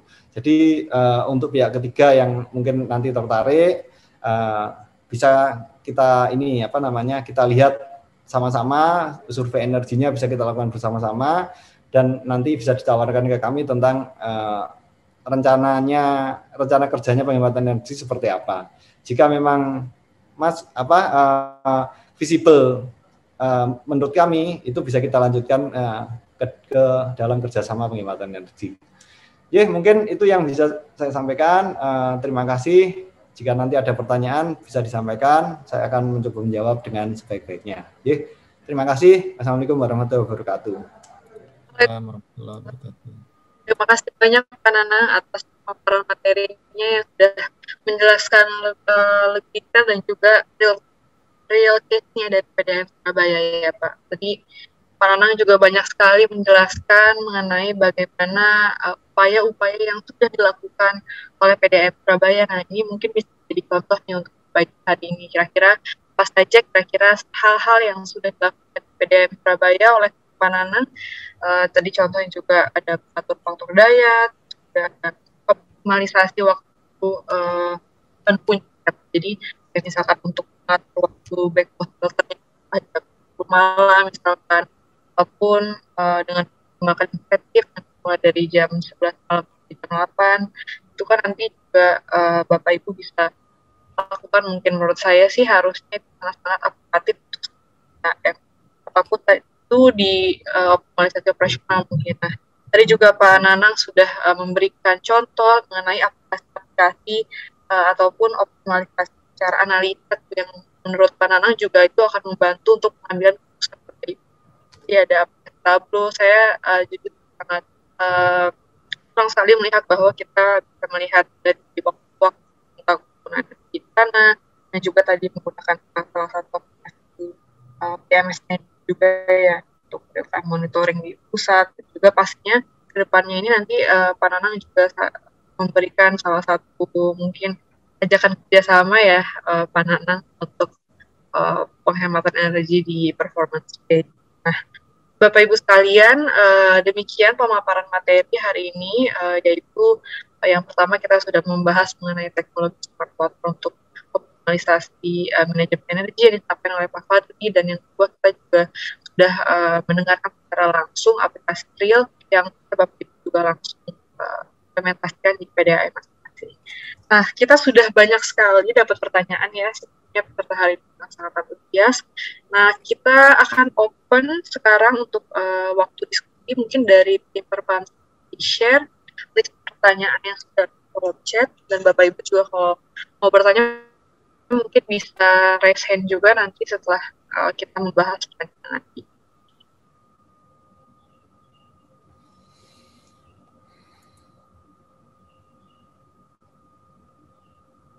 Oke. Ini yang pertama tadi saya kayaknya sangat penting yang sudah seperti dijawab sama Pak Nanang juga, mungkin bisa dijelaskan lebih detail ya dari Pak Fadli dan Pak Nanang terkait persiapan alat selain dari yang sini. Menurut saya karena ini sangat relevan untuk teman-teman PDAM yang ingin bertransformasi ke smart water. kira-kira apakah nanti mungkin dari Pak Fadli itu baru Pak Nanang atau mau langsung dua-duanya.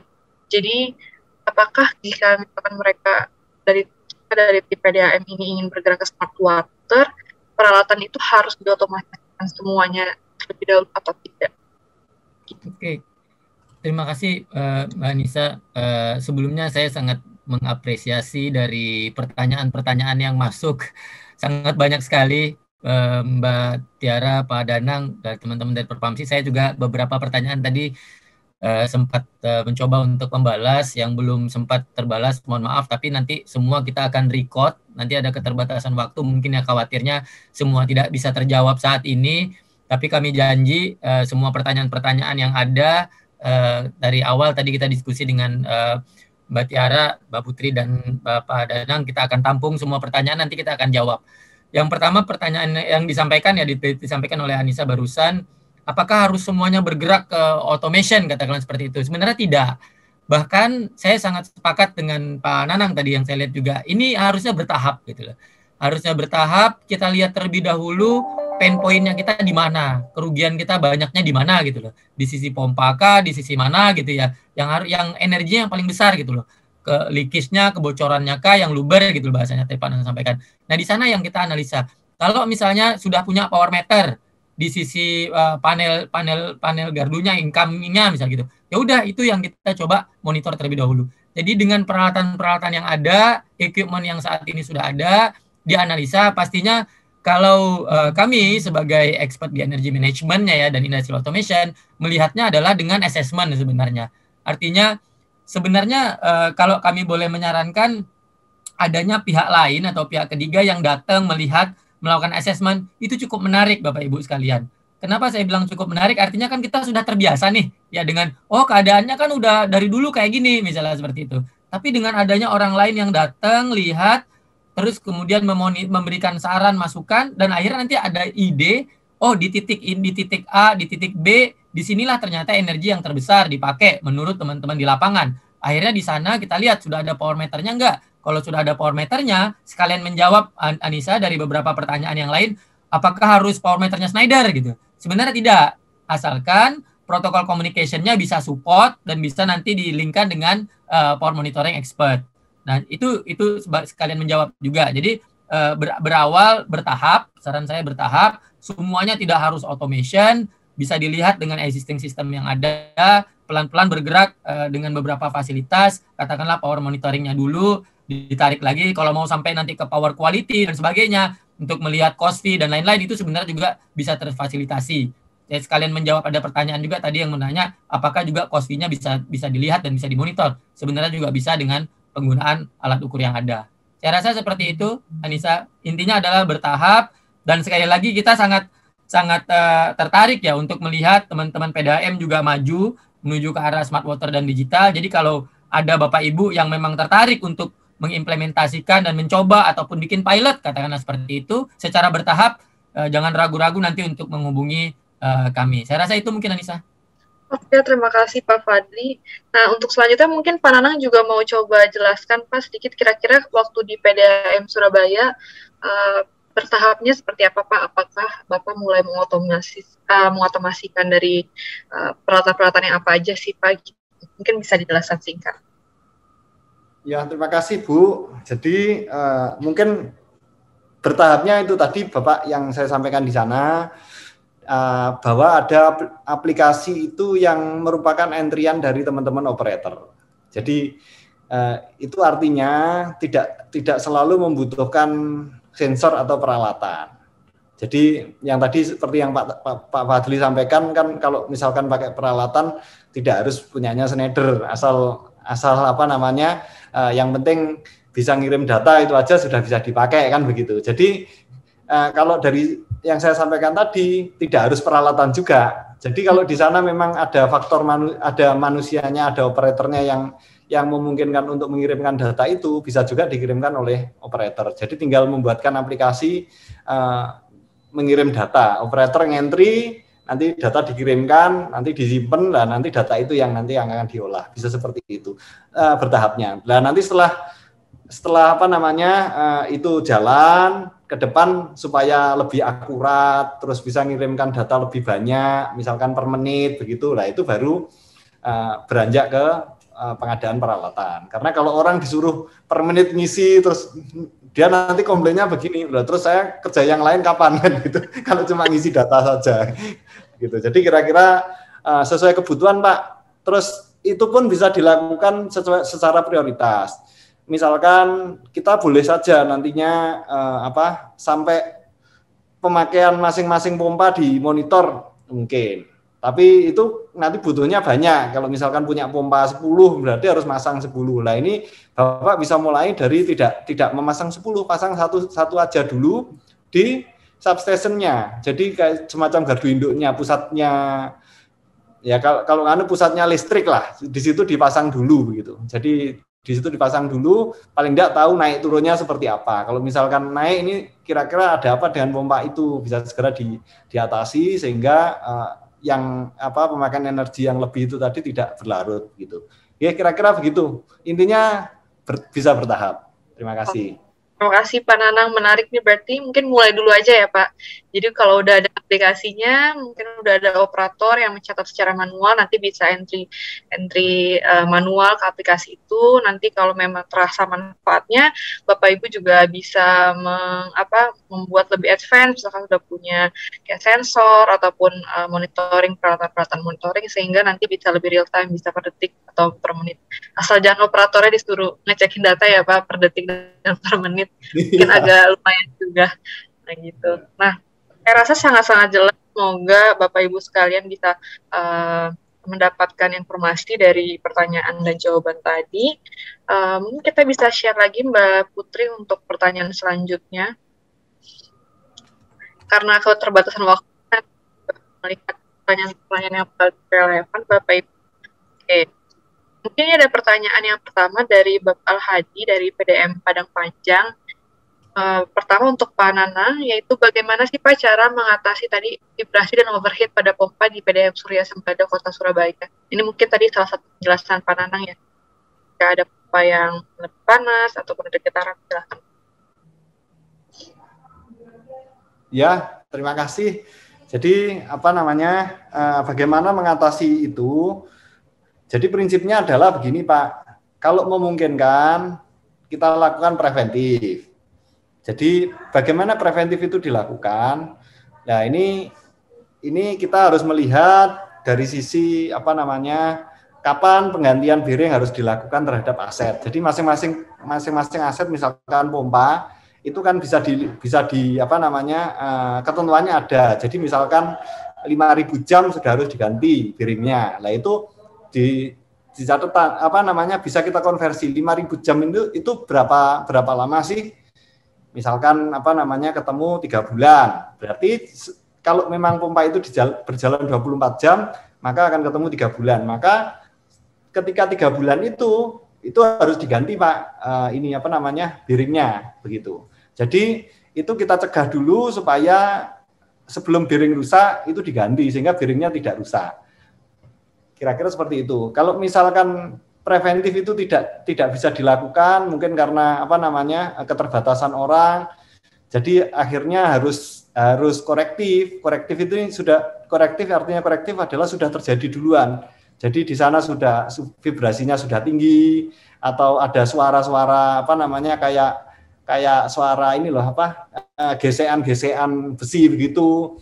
Terus ada panas yang berlebih di pompa. Itu jangan biarkan itu berlarut-larut Pak. Kalau memang itu sudah terjadi, segera dibuka. Jadi coba dilihat bearingnya seperti apa. Kalau memang hanya perlu nambahkan pelumas saja, pelumasnya ditambahkan. Tapi kalau memang bearingnya harus diganti, segera diganti. Karena mending kita ganti bearing, harga bearingnya mungkin tidak mahal juga kalau dibandingkan dengan harga energi yang dipakai untuk itu tadi yang energi yang berubah ke energi lain itu Pak, energi vibrasi dan yang lain itu begitu. Kira-kira begitu Bapak Ibu. Bisa kalau kita upayakan preventif, kalau preventif tidak bisa segerakan korektif. Poinnya itu. Terima kasih. Terima kasih Pak. Memang saya rasa jelas, yaitu preventif dan memang kalau tidak bisa baru korektif ya Pak.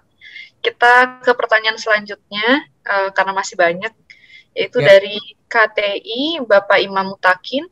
Untuk Pak Fadli ini, untuk PMI Schneider Pak, kira-kira berapa sih maksimum titik pengukuran yang bisa diakomodir? Dan untuk penyimpanan cloud-nya kira-kira kapasitasnya berapa giga Pak? Silakan. Terima kasih Anissa. Mungkin ini sekalian mumpung ada kelihatan 2 pertanyaan ya, saya langsung jawab sekalian 2 pertanyaannya ini. Karena tadi biar kita lebih optimal saja. Sekali lagi nanti terima kasih Bapak Ibu yang sedang bertanya. Saya lihat banyak banget pertanyaannya dan cukup banyak juga yang teknis. Yang nanti mudah-mudahan kita juga tetap akan follow up ya untuk pertanyaan-pertanyaan teknis. Yang pertama, PME itu kalau berapa titik, sepaham saya kalau untuk water kita pernah di pabrik ya, yang bukan water nih, saya analogikan yang pabrik ya, hampir berapa ratus titik gitu itu masih dapat banget dan ada di PME, artinya bisa. Nah, saya rasa untuk di kasusnya water gitu ya, ini sangat-sangat cukup untuk titik pengukuran yang ada. Bisa sangat diakomodir untuk pengukuran ada di water treatment plant, di WTP, di WWTP, dan sebagainya. Kemudian masalah kapasitasnya, nah menariknya kalau power monitoring expert ini Pak, dia tidak hanya tidak wajib cloud gitu, tidak cloud base. Jadi dia bisa saja on premise. Bapak bisa pakai lokal servernya Bapak. Misalnya Bapak tidak mau datanya ada di cloud. Bapak pengen semua data dari informasi energi management dan sebagainya Bapak ini adanya di tempat Bapak sendiri, misalnya itu di lokal servernya Bapak. Itu sangat memungkinkan. Nanti kalau ditanya berapa kapasitasnya ya tergantung storage sistemnya Bapak. Bapak mau sampai berapa dan data apa saja. Biasanya sih tidak terlalu besar ya pemanfaatan datanya, karena kan datanya hanya berupa data bukan image, bukan video dan sebagainya begitu ya. Sehemat kami pemanfaatan PME di beberapa industri yang saya pernah implementasikan itu size gigabyte-nya tidak terlalu besar Pak. Bahkan sangat kecil dan bisa sharing server gitu ya, sharing lokal server dengan aplikasi yang lainnya. Jadi tidak harus di cloud Pak, bisa di on premise. Kalau memang Bapak sudah berbasis cloud, misalnya datanya Bapak mau taruh di cloud, sekali lagi ini akan disesuaikan dengan kapasitas storage yang Bapak butuhkan. Tergantung berapa banyak titik dan sebagainya. Tapi kalau batasannya so far sampai ada yang 500 titik capacity license dari power monitoring expert itu juga ada Pak. Artinya saya rasa kalau untuk aplikasi di water, karena power monitoring expert ini sebenarnya tidak hanya untuk aplikasi di water Pak, aplikasi di industri manufaktur, discrete, pabrik semen gitu ya, dan sebagainya juga menggunakan power monitoring expert. Artinya yang mereka titik-titik energy consumption yang mereka monitor dan lain-lain pun lebih banyak, katakanlah seperti itu. Itu poin yang pertama Pak Iman. Tapi anyway kita bisa diskusi in detail Pak terkait tentang kebutuhan di tempatnya Bapak. Kemudian yang dari Pak Andri Susanto, terima kasih Pak. Ini sekali lagi saya perlu untuk menyampaikan bahwasanya apakah alat yang digunakan harus bermerek Schneider gitu. Karena ini sering sekali Bapak Ibu muncul gitu ya. Kita ada di beberapa aplikasi di luar bahkan ya, bukan hanya di Indonesia ya, di luar yang beberapa install base-nya, karena kan kita tahu ada greenfield, ada brownfield gitu ya. Ada yang sudah ada nih, mereka udah ada power meter dari lama banget gitu. Nah, apakah mereka harus ganti lagi? Enggak perlu Pak. Kalau memang mereka sudah ada power meternya, apalagi power meternya udah ada modbus-nya gitu ya, datanya udah tinggal kita tarik. Makanya tadi saya sampai menyampaikan kalau Bapak sudah punya install base-nya Schneider, sudah ada power meternya, nanti bisa berkomunikasi dengan kita. Mungkin kita bisa coba lakukan beberapa demo di tempat Bapak menggunakan power monitoring expert dan Bapak bisa langsung baca datanya, kita bikin tampilannya seperti apa disesuaikan dengan kebutuhan yang ada di tempat Bapak. Kita bisa trial, katakanlah seperti itu. Nanti kita bisa lihat dulu kira-kira benefitnya seperti apa sih kalau kita punya real time data. Seperti yang tadi Pak Nana sampaikan, bisa dibikin key in di situ manual ya. Tetap masukkan manual kalau nggak ada dari sensornya, katakanlah seperti itu. Bisa saja Pak, ini sangat fleksibel. Makanya sekarang ini kita sangat berterima kasih ya dengan perkembangan digitalisasi yang mudah-mudahan itu bisa membantu mengakselerasi transformasi di tempat kita dan memberikan keuntungan. Saya rasa itu. Terima kasih Anissa. Oke, terima kasih Pak. Saya rasa cukup jelas dan lumayan teknis. Jadi nanti Pak Imam dan Pak Andri kalau memang mau diskusi lebih lanjut, boleh nanti ke Pak Fadli ataupun dari teman-teman Schneider Electric pasti siap membantu. Jadi memang sesuai dengan keadaan atau kondisi di perusahaan Bapak. Tadi kalau misalkan secara titik pengukuran harusnya tidak ada masalah, bisa sampai ratusan ya Pak Fadli ya.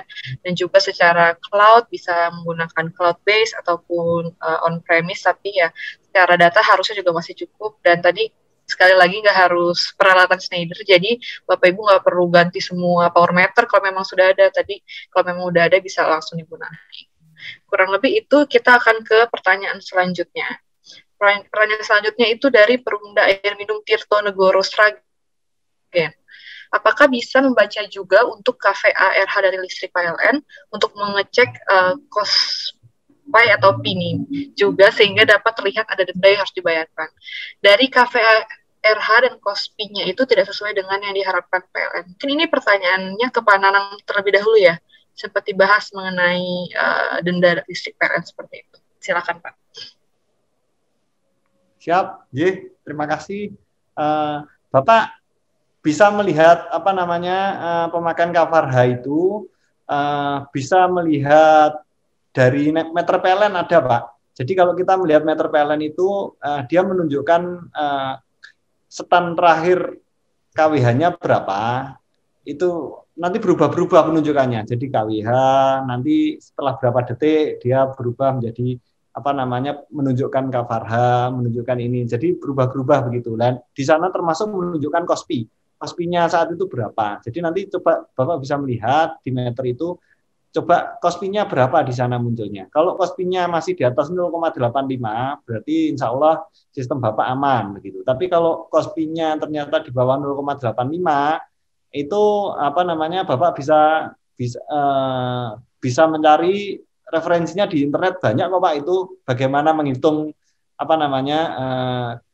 KVH dari COSPI yang ada, sehingga nanti dibutuhkan kapasitor bank yang ukuran berapa. Itu banyak referensinya. Kalau memang COSPI-nya ternyata kurang dari 0,85, nanti bisa dihitung harus masang kapasitor bank berapa farad begitu. Itu bisa. Nanti Pak, mungkin saya share nomor telepon saya, kalau memang berkaitan dengan teknis nanti bisa berkontak pribadi ke saya. Gitu. Terima kasih. Mantap Pak, kasih banyak Pak Nanang. Nanti bisa dari Perumda Air Minum Tirtonegoro Sragen, kalau mau lebih lanjut nih pertanyaannya bisa langsung kontak Pak Nanang ya Pak. Silahkan nanti akan di-share nomor telepon Pak Nanang. Terima kasih banyak Pak Nanang sudah mau berbagi nih pada hari ini. Kita langsung ke pertanyaan selanjutnya ya Pak, yaitu dari Perumda Tirta Mayang atau Kurniawan, Bapak Kurniawan. Nah, PDAM di Perumda Tirta Mayang ini terdiri dari beberapa IPA yang terpisah. Apakah bisa menggunakan satu alat saja atau satu IPA satu alat? Silakan, ini dari Pak Fadli dulu, silakan. Ya, makasih Anissa. Terima kasih Pak Kurniawan dari Perumda Tirta Mayang. Benar Pak, jadi gini, sebenarnya hal-hal yang seperti ini saya sangat tertarik dengan diskusi kita pada hari ini itu. Saya rasa hal yang kayak gini ini menarik kan untuk dibawa. Makanya kemarin saya juga berinisiatif bikin series, nanti kita ada workshop fisikal gitu ya Pak ya, kalau perlu di daerah dan sebagainya. Kemarin kita ngobrol dengan teman-teman di Perpamsi. Karena arsitektur desainnya itu kita ada yang best practices arsitektur desain gitu. Harusnya seperti apa nih kalau kita punya beberapa site gitu. Nah, secara solution sebenarnya ini sesuatu yang fleksibel. Katakanlah seperti ini. Kalau kita menyebutkan misalnya dari sisi software, misalnya power monitoring expert-nya ada di pusat saja. Tetapi data-datanya dikirim dari beberapa IPA yang terpisah. Sangat mungkin, Pak. Atau misalnya, kalau itu adalah yang paling sederhana. Jadi kalau pertanyaan Bapak, apakah harus satu-satu secara software? Katakanlah seperti itu, mungkin tidak perlu, Pak. Jadi bisa saja nanti di mana pusatnya, di mana pusat yang nanti misalnya nih daerah ada beberapa IPA yang terpisah-pisah, nah kita pengen ngarik datanya, nanti datanya diambil dari power meter, ataupun misalnya dari instrumen, dari alat-alat dan sebagainya, yang sekali lagi, ya kalau memang misalnya sudah Schneider, syukur, tapi kalau memang belum Schneider misalnya, ya udah dengan existing equipment yang ada, datanya apa, datanya bisa dikirim kemana, dikirim ke sistem yang ada di pusat. Nah kemudian datanya dibaca oleh sistem yang ada di pusat, entah itu dari instrumen, entah itu masih melalui manual insert, ya manual key in, seperti yang tadi dari awal kita ceritain bareng bersama dengan Pak Nanang, karena ini bagian dari journey Pak, bagian dari perjalanan gitu. Jadi bisa saja nanti sistemnya satu saja di pusat gitu. Dan data-datanya nanti akan dikoneksikan, terhubung dengan sistem yang ada di pusat, kemudian ditampilkan, kemudian diolah, kemudian diberikan suggestion, analisis dari data pemanfaatan energinya. Nah, harapannya itu seperti itu. Kalau memang use case seperti ini kita sudah pernah ada gitu. Nah, tapi kalau ini nanti misalnya di tempat Bapak, oh kita di masing-masing IPA itu kepengen memonitoring sendiri, katakanlah seperti itu ya, tinggal klien masing-masing aja, diciptakan lagi ada kliennya. Dan untuk Bapak ketahui, Power Monitoring Expert itu kita bisa buka di mana saja, Pak. Dia ada berbasis webnya, jadi tidak desktop. Jadi misalnya nih kayak saya sekarang nih, saya berada di Jakarta, saya mau monitoring Power Monitoring Expert yang ada di pabrik, misalnya nih yang ada di Batam, pabrik Schneider yang di Batam, saya bisa monitoring. Bahkan saya juga bisa monitoring pabrik yang ada di Cikarang misalnya seperti itu. Dengan akses pastinya nanti comply dengan cyber security, ada user level dan sebagainya. Nah, artinya bisa beberapa IPA yang terpisah kita monitoring dalam sebuah central system terpusat ataupun bisa dari mana saja. Anissa, saya izin menjawab sedikit terkait tentang pertanyaan dari teman Perumda di Kota Surakarta. Memang hari ini itu Bapak atau Ibu topiknya kita itu memang tidak spesifik ke solar.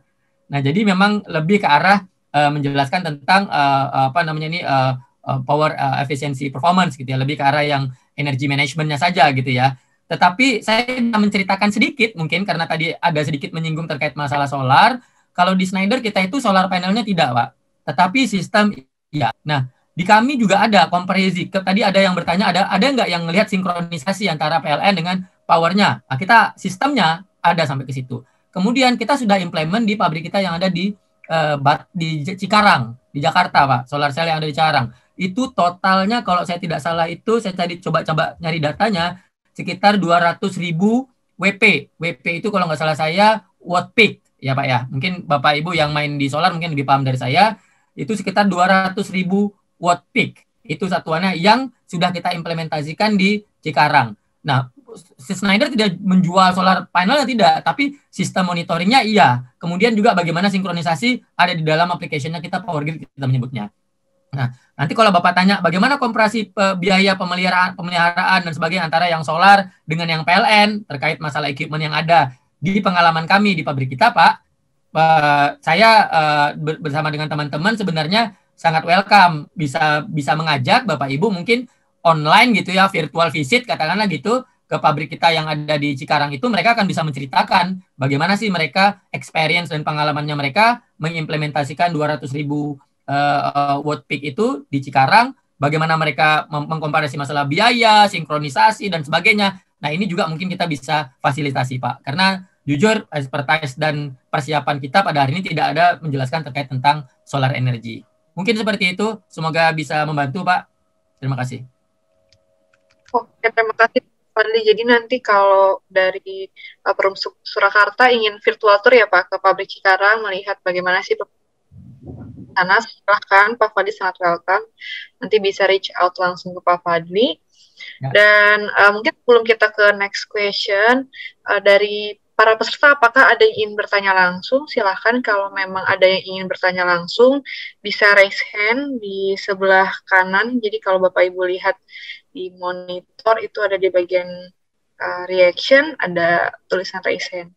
Jadi kalau mau ada pertanyaan langsung boleh, jangan lupa raise hand. Nah, mungkin sambil menunggu Mbak Putri nggak apa-apa, kita jawab pertanyaan lagi. Tadi masih ada satu. Silakan ya Bapak Ibu yang ingin bertanya langsung nanti bisa dijawab oleh Pak Fadli atau Pak Nana langsung. Ya. Nah, ini pertanyaan dari Bapak Iwan Sulis. Pak, oh sudah ada ya? Ya, untuk yang pertanyaan di sinkronisasi listrik ini yang untuk PLTS itu terkait dengan tenaga surya, seperti yang saya sampaikan tadi Anissa. Nanti kita bisa bareng dengan teman-teman untuk virtual visit ke pabrik yang ada di Cikarang yang mereka udah implementasikan jadi real. Bagaimana mereka menggunakan solar cell di sana gitu ya untuk sebagai subsidi dari bagian energi yang mereka pakai di pabrik, bahkan di pabrik ini. Nanti mungkin mereka bisa bercerita seberapa besar efeknya apa, benefitnya apa, savingnya apa, bagaimana sinkronisasinya dan sebagainya untuk on-grid system yang ada di sana. Saya rasa seperti itu, Anissa. Oke, Pak Fadli mungkin bisa di-share email Bapak ataupun nomor HP. Jadi mungkin dari PDAM-nya nanti bisa langsung request Pak untuk virtual visit-nya. Ya, benar. Kalau boleh. Saya kirim di chat ya. Oke. Kita ke pertanyaan lagi yang selanjutnya dari PDAM Y Guru. Nah, sudah ada nih. Mbak. Halo, selamat siang Pak. Kenapa Mbak? Ada yang raise hand Anissa dari ya. Ada Bapak yang raise hand mau bertanya. Silakan, Pak. Pak, izin tanya lagi Pak tadi Pak. Untuk alat yang terintegrasi ke mesin SCADA tadi, apakah aplikasi tersebut langsung terintegrasi ataukah harus ke database lain, Pak?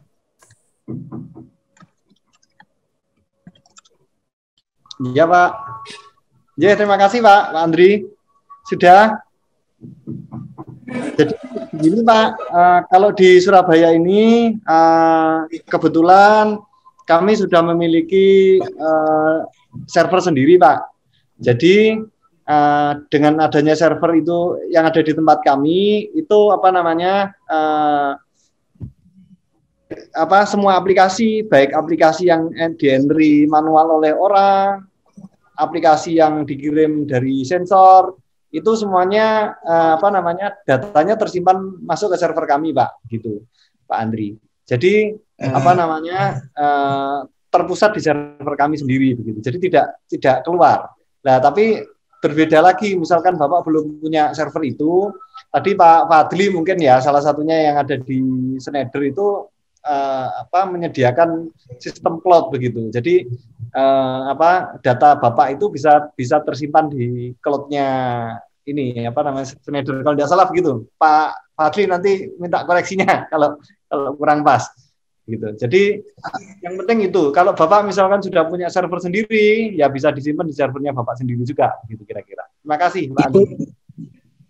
Pak, apakah itu database-nya dikirim dulu atau dari aplikasi Bapak yang ada di Surya Sembada itu langsung nembak ke cloud, Pak? Oh, kalau di kami langsung ke server, Pak. Jadi semua data langsung masuk ke server. Jadi tidak perlu ke cloud lagi. Jadi seolah-olah ya gitu. Langsung masuk ke server, Pak. Iya, Pak. Makasih, Pak Andri. Benar, Pak. Mungkin sedikit menambahkan, benar Pak Nanang sampaikan tadi. Jadi sebenarnya secara arsitektur itu saat ini sangat cukup fleksibel, Pak Andri.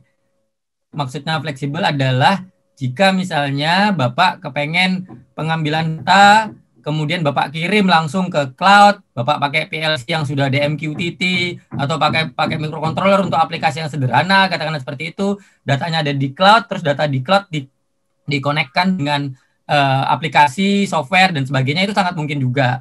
Tapi secara best practices, sangat sering sistem yang sebenarnya kalau dari peralatan atau dari equipment, itu dikirim ke local server, katakanlah seperti itu, ataupun server yang ada di lokal, kemudian data tersebutlah yang akan ditampilkan dikonekkan gitu ya ke sistem aplikasi, misalnya entah itu power monitoring expert dan sebagainya. Itu biasanya seperti itu, Pak. Tapi sangat memungkinkan saat ini instrumen-instrumen juga di Schneider sendiri juga punya yang langsung datanya itu ngambil dari instrumen langsung ditaruh di cloud karena telemetri misalnya gitu ya, Pak, wireless data, wireless sensor misalnya diambil datanya di dalam peralatan, kemudian baru dikirim ke cloud ataupun dikirim ke application mana data storage-nya ada di cloud system, katakanlah seperti itu. Jadi ini sangat fleksibel, Pak, sangat banyak option dari arsitektur yang ada.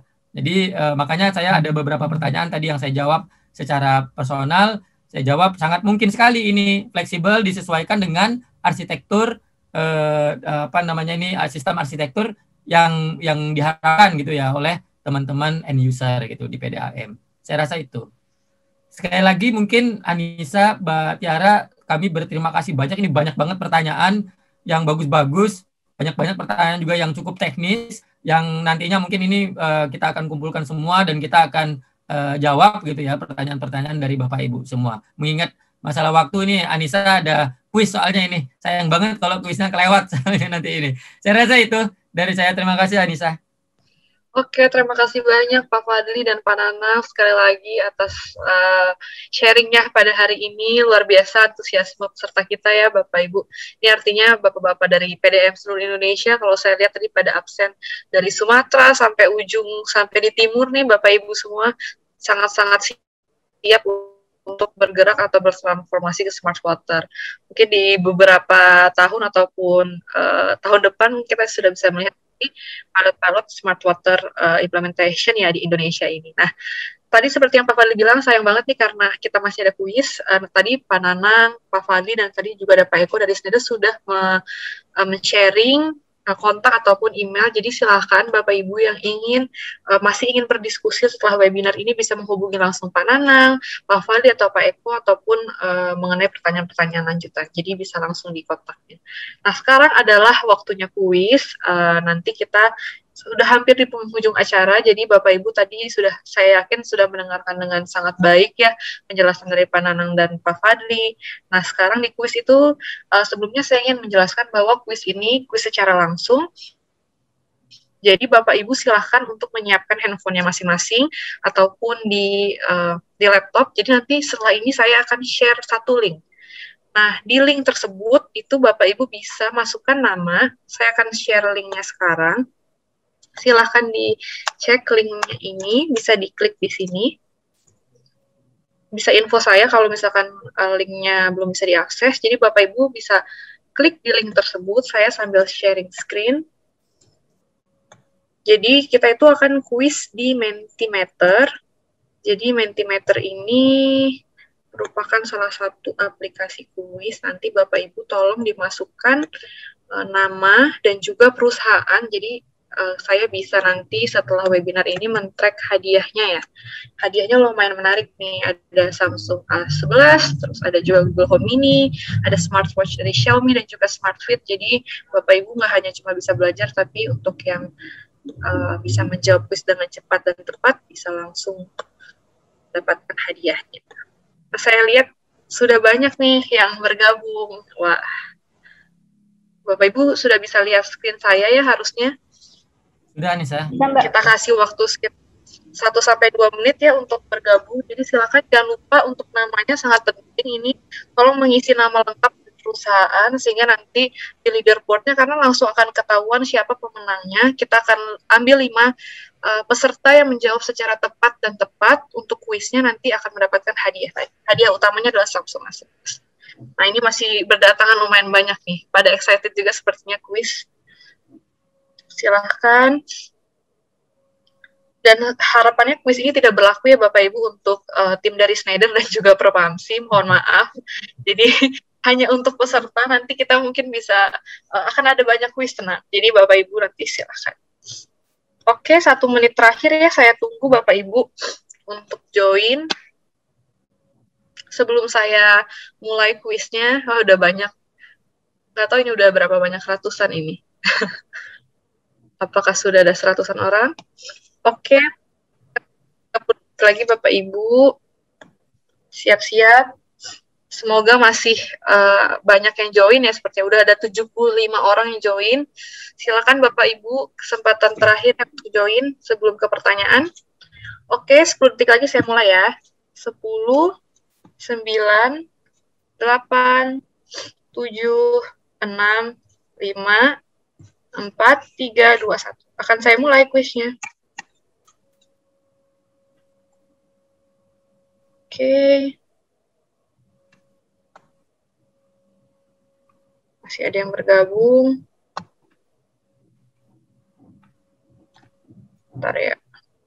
Udah 88. Nah, siap-siap lihat ke layar handphone Bapak Ibu masing-masing. Atau di laptop, ini udah ada pertanyaannya. Pertanyaan pertama, apa yang tidak termasuk permasalahan dalam pengelolaan energi di water utility? Ada pilihannya tidak tersedianya data, atau pencatatan masih manual, terlalu banyak equipment, atau korelasi antara konsumsi dan produksi. 3, 2, 1. Nah, kita lihat jawaban yang benar adalah terlalu banyak equipment ya Bapak Ibu. Jadi nggak masalah kalau banyak equipment, tapi apakah masalahnya datanya tersedia atau tidak, pencatatan masih manual, atau korelasi antara konsumsi dan produksi. Oke, kita ke pertanyaan selanjutnya. Udah ada 28 orang yang benar. Next question. Siap-siap di layar Bapak Ibu, karena ini juga cepet-cepetan jawab, tapi harus benar. Apakah solusi digital yang dimiliki oleh Schneider Electric untuk mengoptimalkan pengelolaan energi? Nah, tadi sempat dibahas nih. Ada namanya apa nih? Ada EcoStruxure Power Real Time, Power Monitoring Expert, Process Monitoring Expert, atau Plan Expert. Oke, jawaban yang benar adalah EcoStruxure Power Monitoring Expert. Nah, hampir 50% benar. Oke, siap-siap ke pertanyaan selanjutnya. Bisa dilihat di layar masing-masing. Kita akan next. Pertanyaan ketiga. Oke. Kalau udah ada tahu jawabannya, langsung jawab. Apakah yang tidak termasuk target dari implementasi Smart Water? Nah, yang bukan ya Bapak Ibu, berarti mengoptimalkan penggunaan energi termasuk target implementasi Smart Water kah? Meningkatkan operational efficiency juga? Apakah mengurangi downtime produksi? Atau hanya mengikuti perkembangan teknologi? Oke, kurang lebih sangat banyak yang menjawab benar. Ini pertanyaan ketiga, tenang masih ada 2 pertanyaan. Nah, ini dari materinya Pak Nanang, jadi siap-siap Bapak Ibu. Pertanyaan keempat ya, saya mulai.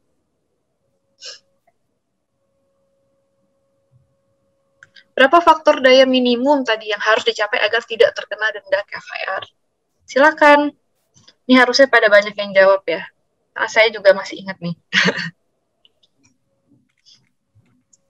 0,86, 0,85, 0,84, 0,87, atau 0,88.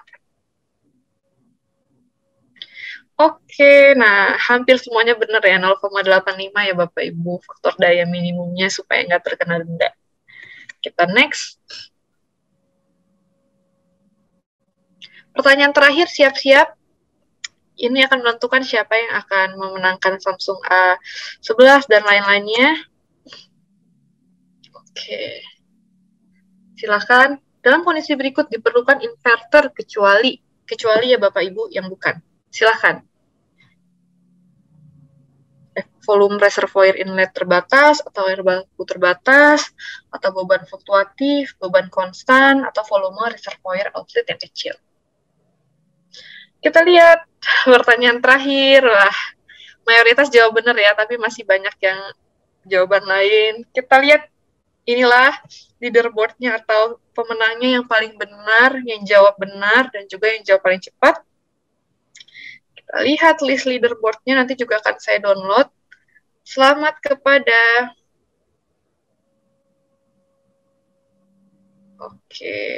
nah, ada Bapak Widodo dari Meltek ya, yang memenangkan kuis pada hari ini. Lalu juga ada Ibu Arina Pramudita, Bapak Ervan, Bapak R. Gagak Eko Baskoro, terus juga ada Bapak Ahmad Furkan Almasi. Nanti untuk pemenang pada hari ini akan kami hubungi, dan kami akan juga mengecek lagi dari registrasi ya Bapak Ibu. Jadi untuk list-list di bawah ini juga kami akan screenshot. Nanti kalau memang ada peserta yang memang belum regis, kita akan cek kembali. Oke, saya akan print screen sekarang. Sekali lagi, selamat kepada Bapak Ibu yang sudah menjadi pemenang pada quiz pada hari ini. Tenang aja, nanti kita bisa bergabung di webinar-webinar selanjutnya, akan ada hadiah-hadiah menarik juga. Sebelum ditutup, sekali lagi saya ingin mengucapkan terima kasih kepada Bapak Ibu yang hadir pada hari ini.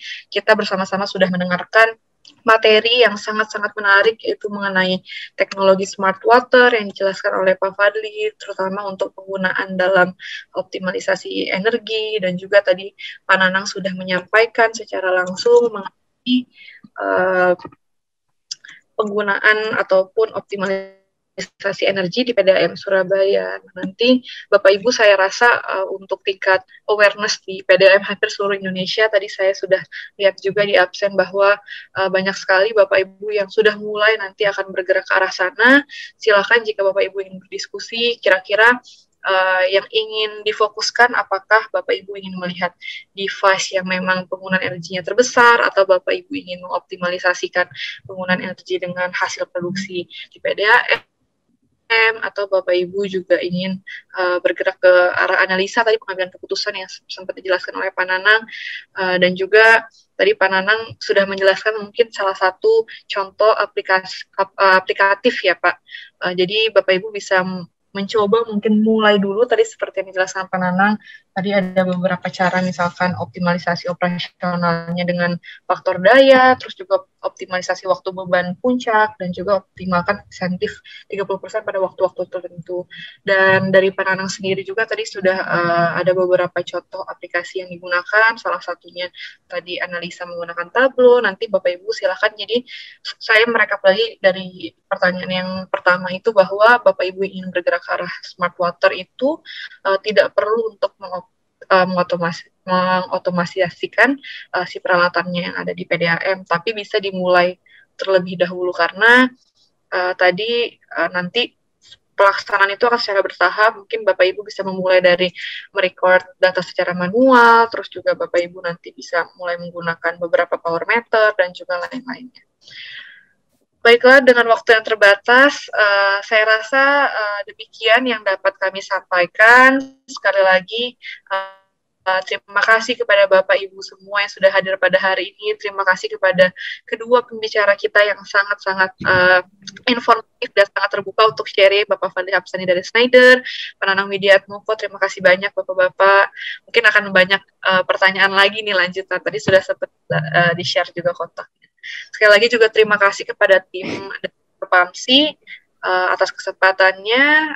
Jadi sebelum saya tutup kembali untuk sesi webinarnya, tadi kita sudah mendengarkan materi, question and answer, dan berikut penutup dari saya. Sekali lagi terima kasih atas antusiasmenya. Saya kembalikan ke MC. Terima kasih. Wassalamualaikum warahmatullahi wabarakatuh. Waalaikumsalam warahmatullahi wabarakatuh. Mbak Lisa, terima kasih banyak. Alhamdulillah lancar hari ini. Bapak Ibu yang kameranya masih di off, mungkin boleh di-on-kan supaya kita bisa foto bersama. Aba-aba dari saya ya. Untuk slide pertama, saya hitung 1, 2, 3. Selanjutnya, slide kedua. 1, 2, 3.